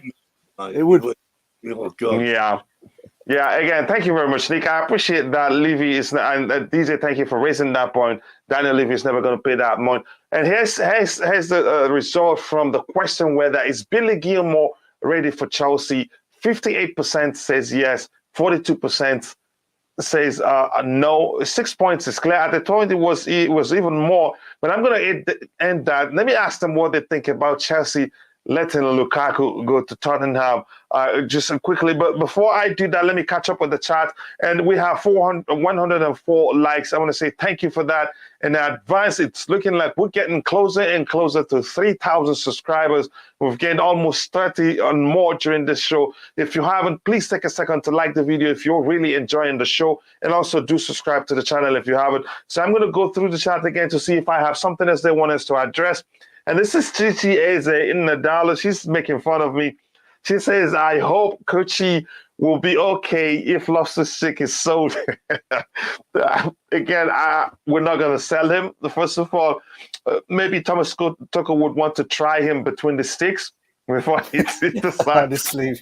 Yeah, to see if he sells him. Again, he's a utility player. Jokes aside, I think Thomas Tuchel will keep him. He hasn't actually tried him in his preferred position, which is a number 8 position, of which I believe if he tries him there, he would take the opportunity in. And I think, again, let's see what happens. Johnny Depp in defense, congratulations to my man, Johnny Depp, though he's an absolute legend, but we're not here to talk about him. Better than useless Amber. Again, I don't want to talk about that. Isn't Tchouaméni to Madrid almost certain? It's not certain if you were following all the stuff we've talked about here. PSG nothing is done. And nothing is done. Yeah, PSG is countering, their offer. PSG is willing to pay 100 million, but like True Blue highlighted, the issue with Monaco is the tax that the government is asking them of the money. And True Blue also did mention that he agreed terms with Chelsea, Liverpool, and some other clubs. I'm not sure which again. Kepa to Newcastle, I want that to happen. He's not being respected at Chelsea. I can't wait to see it happen. I really want that to happen. Yeah, he deserves to be starting games again. Steve Chelsea, Saul was brought in for Gallagher. Yeah, go ahead. You want to say anything, Ty? Over the Dubravka, that'd be interesting to see because the Dubravka is actually a quality. I mean, you'd be a good backup, I guess. But I mean, right now we kept our third over the Dubravka because the Dubravka is key to how well Newcastle did and coming out of relegation. So I don't know. I think Kepa would do well there. Again, Kepa deserves to be starting. He's a good goalkeeper. But again, my thoughts on how Thomas Tuchel has handled the selection of him and Edouard Mendy is an argument for another day. I know a lot of people think I'm being sentimental. No, I'm not. I have evidence that he should started more games than he started. But that's by the way. Let me see what else. Again, this is my brother here from Ukraine. I hope your family are all well and safe. Nice to see you, Ludi Shanko. Big up to him. I haven't seen him in so long. Big up. He always stops by whenever he has time. I love the guy. He's a cool dude. Big up to him. He says, Billy Gilmour over Jorginho anytime, any day. Sam, for me, Jorginho more of a liability than a valuable asset to the squad right now. Exactly, that's the situation. The only thing he has against Billy Gilmour is that he's more experienced. J5 agent always flirts with Italian teams. Now it is Juve. Yeah, the guy doesn't shut up.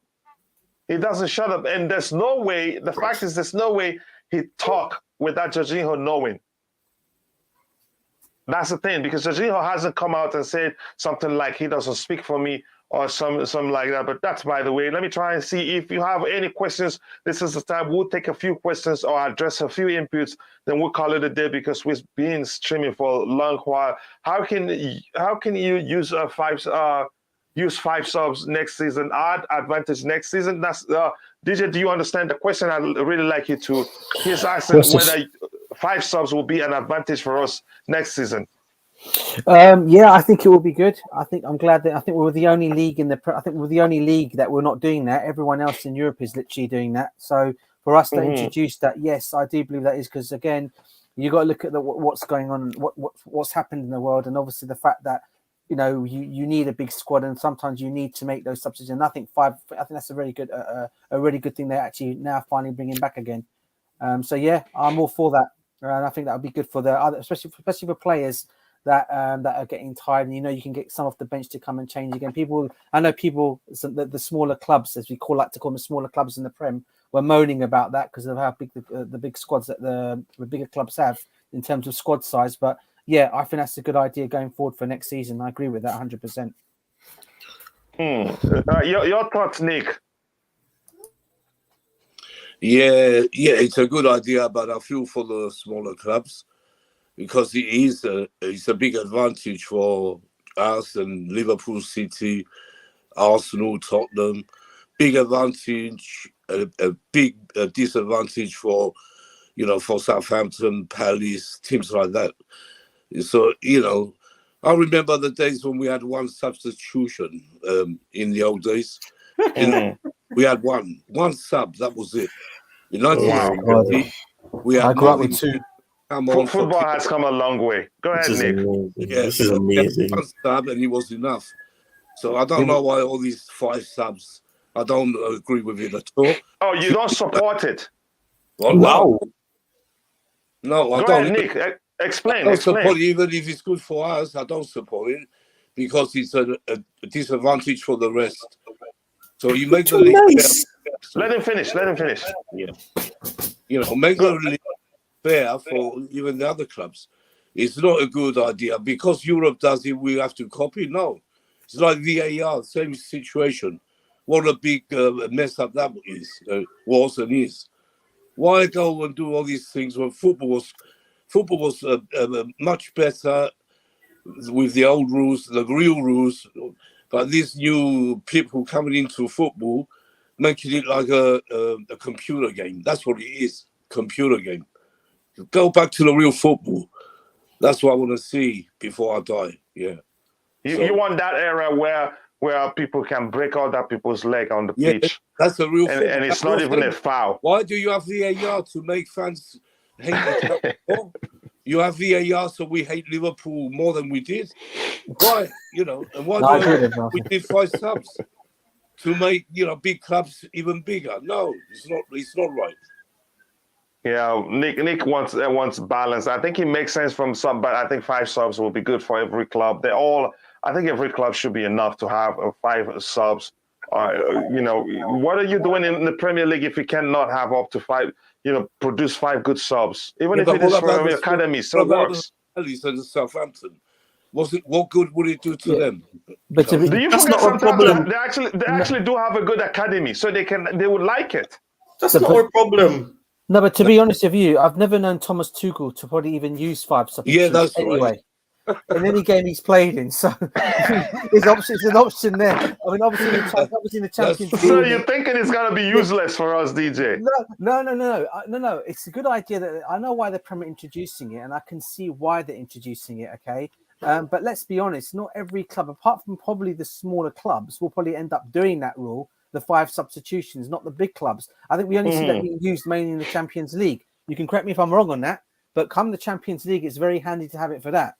So, but in terms of the Premiership, yeah, I think it's a good idea. But when have you ever known Thomas Tuchel to even use all 3 substitutes when the 3 substitutes rules were around? Yeah. He never used to do that anyway.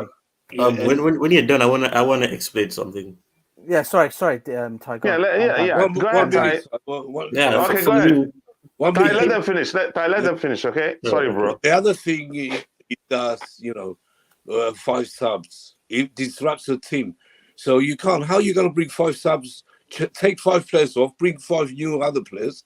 You will only make the team worse. So does, most teams won't do that anyway.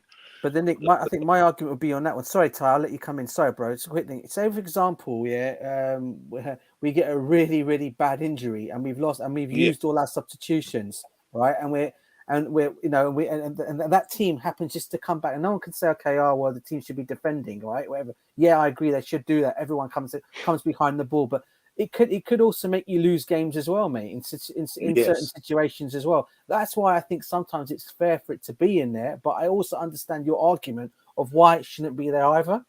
But I'm for one for having it there, though. Yeah, I don't agree with it, really. I don't know. Yeah, sorry, Ty, go on. The thing is, you mentioned something about injury. That is if you think about it, most of the times when he doesn't do that is when it was mostly when we had our injury crisis and we weren't able to do things. So we were trying to be cautious with it. Always used to keep like 1 or 2 subs available. I mean, yeah, sometimes Tuchel even waits until pretty late to make substitutions, and it's foolish. But I mean, for me, I just think like for him, he's just saying that maybe if I keep them on a bit longer, they'll do something and probably score something. But I mean, when a situation comes, because sometimes people think about it from the way that a big team versus a small team. What if that small team is leading us? What if the players that we have on are not good enough to do that needs to be done to bring us back into that game? The thing is, when you make certain substitutions and you use 3 subs, there's certain players that don't get the opportunity to come on because you brought on certain players. For example, somebody gets injured, somebody's on a yellow card, and you don't want to get them to get a red card, so you have to waste 1 sub. When you have 5 subs, that means that you still have that 1 substitution left, even if somebody had to be taken off because they were close to getting a red card. The thing is, people are saying things like, it's going to be a disadvantage to the small clubs. Yes, people say that, football is changing, but things don't stay the same way forever. Things will change. Sometimes it's good, sometimes it's bad. But I mean, that really isn't our problem if it's a disadvantage to them, because we're trying to do something. We're trying to be competitive, and that's what football needs to be. It's supposed to be about competition, trying to compete, trying to make it as intense and important as it can be. So yes, it would be unfortunate because not all teams will be able to have all these flashy players on the bench, so they can bring them on like probably like a Salah off the bench or something like that. But that's not our problem. Our problem is to win games and try to get as much points as possible and try to get closer to winning titles. So yes, I can understand about it won't be good for them, but that's not our problem. We're trying to do something, and it's unfortunate, but realistically, we just need to think about what's best for the team. And there's a lot of players who haven't got the chance to come on the pitch in some games because we do have the subs. 3 subs is more than enough. They shouldn't keep changing the laws every season for the worse. 3 AR, 5 subs. Wait a minute. Will 3 subs? What next? They're going to have. I don't know what they're going to have. They're going to make the games shorter. It must going to be 30 minutes. One half is going to be 30 minutes. Probably like the American football, where you have a game being in quarters. Or no, not quarters. The basketball. Where you have quarters and football, man. Forget basketball. Yeah, Ty. I think again, this is Nick, as old school as he is. He wants some of the stuff in football. He doesn't want it to change. Yeah, it doesn't do any good. Look at the some people would argue it doesn't do any good. Some people wouldn't like it. Like some people hated the idea of VAR. Because of these changes, football will be finished one day. It won't be football anymore. I'm telling you. Maybe robots will start playing it. Again, I have to go back to the chat quickly, and I'll come back with a question for the panel. I think one more question will address from the panel in the chat, and I'll come back with the panel. with the question on how we're going to spend. I think the presumed, they say 200 million is the budget, but we know there's a chance that's not the truth. And again, the latest poll, would you like Chelsea to sell Lukaku to Tottenham? Again, sell him already says 35%. Not to Tottenham, please say 65%, but I'll let the poll go on for a while. Again, if you haven't liked the video, we have 100, it was 108, one just disappeared, but it's okay. Some people like, some people don't.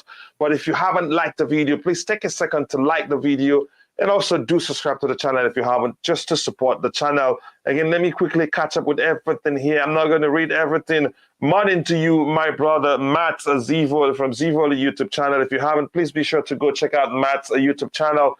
One of the fastest growing here, CFC Fahim and Thai Talks. Those are three great channels I want you to check out.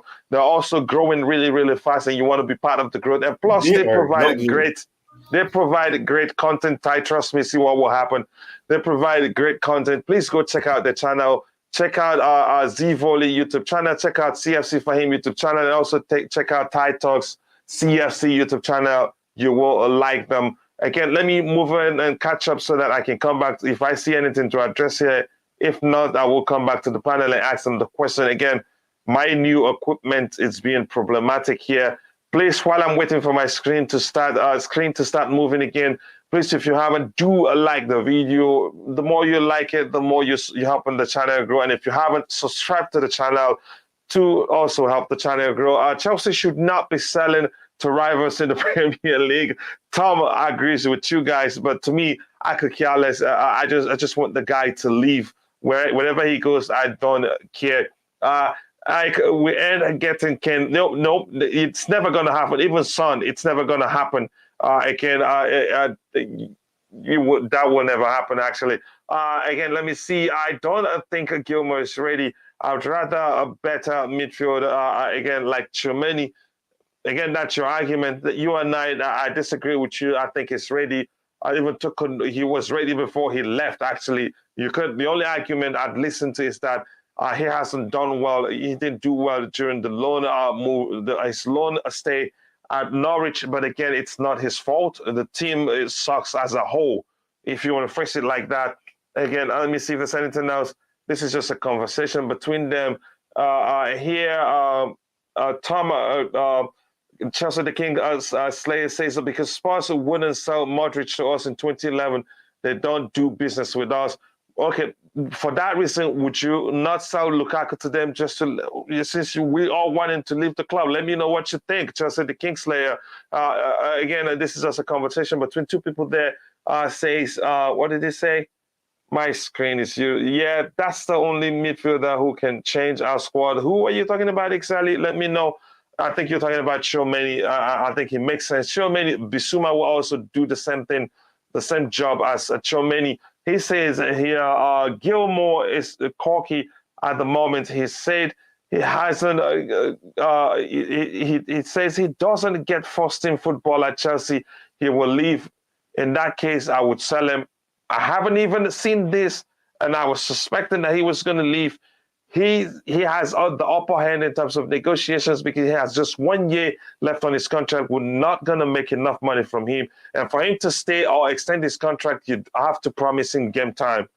Again, it will take some convincing to get him to extend and go out on loan again, even though he's still young. I think he's still 19 yet. One big reason why we don't sell to rivals as they run their mouth about our tactics and formation.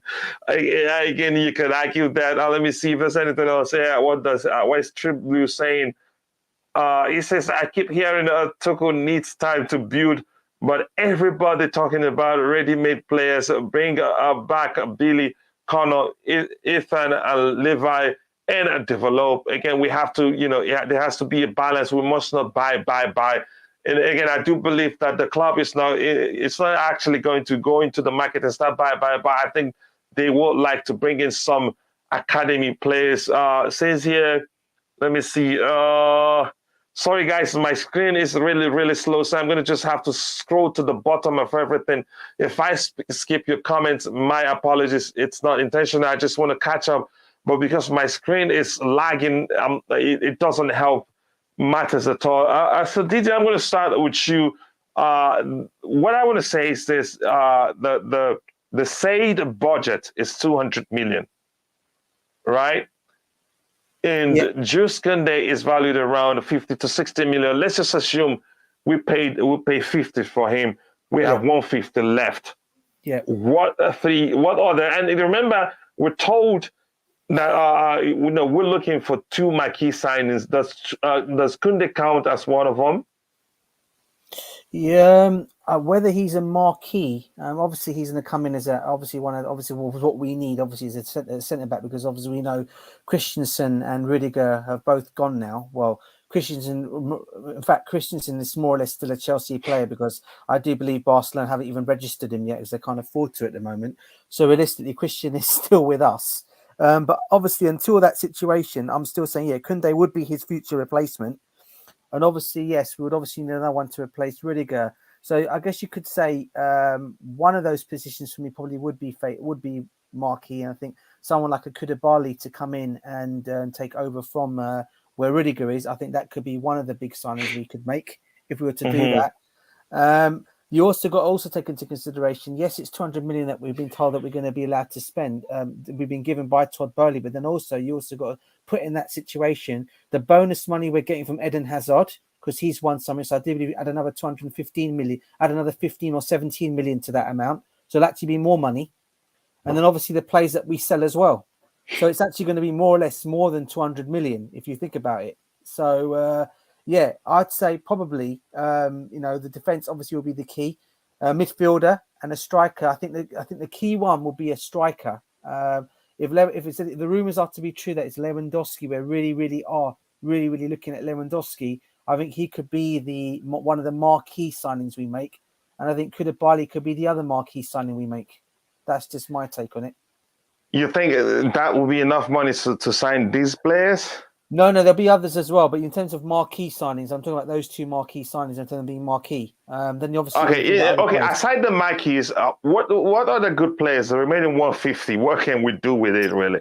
That's why looking at it, you just look at it and say that's absolute nonsense. There's no truth to the amount being floated around, because I don't know if it's just the United States. I think that's an inflation issue, the whole world. Yeah. So how many more good players is the remaining 150? Can the remaining 150 buy? Well, Lewandowski's going to cost money anyway. So I do believe he's got 1 year left on his contract, hasn't he? So he'll cost about 40 million euros, I understand, if rumors are to be true. So that money will be going towards him, and then the other money that's left from it, from there, whether we spend all that money, he may decide to keep some of that money and get, like, obviously Dembele is going to be coming on free, but then also what you've got to take into consideration from that, coach, is the wages, because I do believe the wages will take something from that as well, from some of that money as well that we use. So some of the wages are going to go to Dembele. How much he's going to take, I don't know. How much Koulibaly may take, and how much Lewandowski may take as well, if we were to get those three in, or anyway, obviously Kounde as well. So again, it also depends. I mean, I'd probably say we need about 5 or 6 players. But I don't think we'll end up getting 5. I think we'll probably get around about 4 players personally, and maybe a goalkeeper. But that goalkeeper is going to, if it's rumored to be true, the goalkeeper we are very much interested in. If we are, because I know there's others like this, we're probably going to bring him in and then loan him back out again. So, hello, is Coach gone? Are you guys there? Yeah, I'm still here. Ty, you there, bro? What's happened with Coach? I don't know. I think he lost his reception. He's lost. Ty, you there? No. Is it just me and you, Nick? Yeah, I think so. So everyone's gone. I don't know. Suddenly, but the stream is still on, isn't it? Is it? Are we still on? I think. We're still on. Yeah, we're still on. I mean, okay. Going back to what you're saying, they're the players I'd actually say. On my takes on it, I don't know what you think of it, Nick. What I've just said. Pretty much. Yeah, pretty much. You're saying the marquee signings. You know, if we get them, it's got to be Koulibaly and Lewandowski. If we get them, But if we don't, I haven't got a clue who the other two, who they're going to be, the marquee signings. You know, but we don't know for sure. But yeah, it's hard. And I don't think that 200 million, like you said, it won't be 200 million. It's going to be a lot more, I think. Yeah. It's going to be a lot more. You know, I'm sure they're going to do everything they can to get rid of a lot of players. That as well. And if they're going to lose money, I think, it's better to lose money and get rid of them and give Tuchel a clean plate to start. Let him get the players he wants, get the players he doesn't want out, and we start from the beginning. New season, new era with Boehly. So that's what I want to see. Has Nick spoken about it? Because I lost connection. Has Nick spoken about? Yeah. Okay. We just carried on, Coach. Yeah. Okay. Yeah. Good. Because you told us how you think we'll spend the remaining 150. Assuming we pay 150 for Kounde. How many are the remaining? How many good players more can we buy with 150? Yeah. Assuming it's 200. I think it'd be more. It's going to be more than 200. It's going to, that's what everyone's saying, 200, but I don't know. I think it'd be a lot more than that. Yeah, because if we're going to get even 4 good players. You got the Hazard money as well, didn't you, Nick? Don't forget that money from you got the money from Eden Hazard you got as well. money coming from Hazard. We're going to get money from some players we're going to sell as well. Don't forget. So it's got to be more than that. But go ahead, Nick. Yeah, it won't be 5-6 players. I don't think. I think the most will be 4 new players, because you can't have too many players. It will only, disrupt the team anyway. So, like we said, we want, the defense will be solid. Midfield, we don't know what's going to happen. If we can't get Tchouameni, maybe we're going to just rely on Billy Gilmour, give him the chance. And, that's what I think will happen if we don't get Tchouameni. And we need, if Lukaku does go, if Lukaku suddenly stays, we won't get another striker. So, we got Dembele. Really... Go ahead. We'll have Dembele coming, but we will need another. But it won't be that rush to go and get another striker. We have Havertz, we have Pulisic, Ziyech. We don't know what's going to happen. Even Ziyech could end up staying. So we have attackers. Yeah, it's just Tuchel has to blend his team and get it right. That's all. He has to get it right. That's his job. I think the only reason why I think Nick just made a great point here. The only reason you could argue that 200 will be enough is that we're not looking to buy everything. We're looking to integrate what players we have on loan and some of the players coming back. Then it makes sense. Because Nick, if you're saying DJ, if you're arguing, we got some money from Hazard winning the Champions League and the league. The truth is, the rumors, as it was by Simon Phillips or so, that will be after sales, after incomes. It's not just 200 plus another money. If you remember that. Yeah. But that's, by the way, again, I'm going to try and catch up with the chat. I'll come back with the final question for the panel. Ty, do you have anything to add, or should I just go ahead? Okay, it looks like if Ty comes back, I'll know, but it looks like it's not there. Big up Ankit from Almighty Sports, please. If you haven't, please go check out. And DJ says big up to you. Please go check out Almighty Sports Plus. Great channel, great content. I think he runs 3 channels at the same time, 1 for cricket, 2 for football. But I think, believe me, you will enjoy his content. So go check it out. Make sure to subscribe and let him know I sent you. Still here, says Tom. Gulliver's. I don't want to butcher your last name, so I'm going to just continue calling you Tom. Apologies if I already mispronounced it. Yes, 2 new centre-backs, 1 Kounde, 2 an experienced left-footed centre-back, ideally. I think my priority will actually be, since Chalobah can play on the left-hand side, I think my priority will actually be to find somebody else who comes in and will lead the back line as comfortably as Thiago Silva does. Again, that's my own idea there. He says, let me say, he says, again, my screen has started again. I just want forcing me to end this show earlier than supposed. What does he say? What does he say? Please continue, guys. Okay, when they lost me, thank you very much for saying that. I says, I'm pretty sure he will be back. Who is he talking about? I'm not sure, bro, who you're talking about there. The story was he has been handed 200. I don't recollect it being said he has to sell to get that. I again follow the story again. I think it was Simon Phillips reported that would be after sales of players and some income that for the 200 to be available for to be used again. I could be wrong. Here we have. Again, this screen is really pissing me off right now. I just feel like ending the whole thing, but we're coming to the end. We'll have just a few minutes to round up. We need one backup wing back. Again, you're using the language of backup here. Ankit, you're looking for my trouble. Someone who can play both sides. Ideal, wishful thinking. Again, we need a starting player who will give Chilwell or Reece James a run for their money to make them to do even better. We want players in those positions when the starting player isn't ready to play, they'd come in and do a good job. And we would have 2 11s that be able, to fight for the league and still win it. Let me see what he say. Is he leaving? Chelsea the Kingslayer says, "Peace, coach. Thanks for the time. Thank you, brother. See you another time. I hope you stay safe, brother. Nice to always see you here. Almighty Sports again. Let me see what again. Am I missing anything here?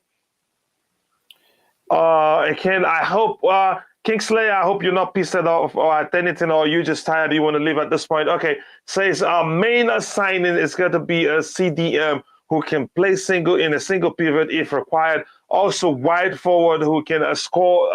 Jumin Lukaku clears his mind and Tuchel gives him a chance. And again, I don't know how that's going to work. Let me see this. Is this Igal? T? Yeah, I think that's big up, big up, Igal. Nice to see you here. Big up to you too. Thank you. I think this is the second time I've seen him in the chat on this channel. Do you think that Chelsea will be fighting for top 4 next season? I think I'll be cautious with my expectations, given that we'll be making too many changes. You take it from there, DJ. Yeah, first of all, big up to Igal. Always come. Typical Igal question of that is him to ask that question because he's when it comes to Chelsea and Arsenal, wherever it might be. Yeah, look, listen. Will we be fighting for top 4 next season? I think next season we are still going to be the team in 3rd place for others to catch.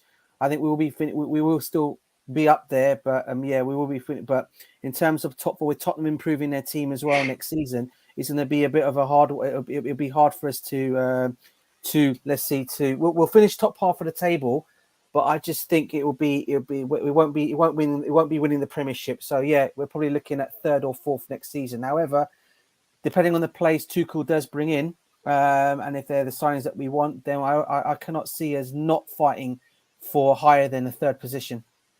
But yeah, to answer your question, I can see us in a top 4 race next season. Yes. Yeah, but you're not sure about winning the title. No, not yet. Because I think Thomas Tuchel at least is going to need at least the players that he brings in. For me, I think he's going to need to have a chance to work with these players, to work how he wants to play his football, for them to actually for us to be ready to go. For we know, if they pick it up very quickly, and let's be honest, I mean, if you think about the place he's actually going for, maybe they might pick up on his play straight away, and we may not be. We might end up fighting up there with Manchester City and Liverpool. I still don't think we're going to... Are we far away from them? I don't think we're far away. I think last season we were just saying that towards the end of the season, we're a couple of players away from competing. So let's see. I still think it'll be a top 4 race though for us, yeah. Nick, your thoughts?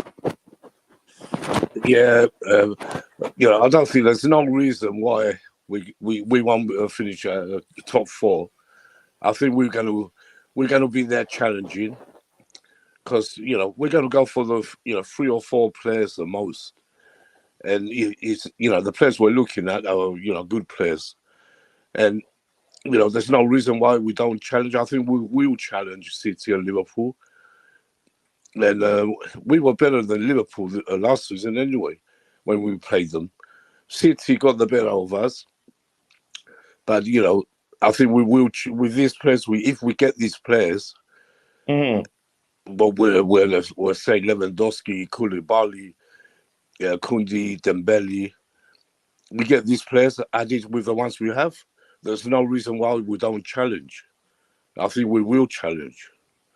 We'll be in the top 3 for sure. Ty, are you there? Your thoughts?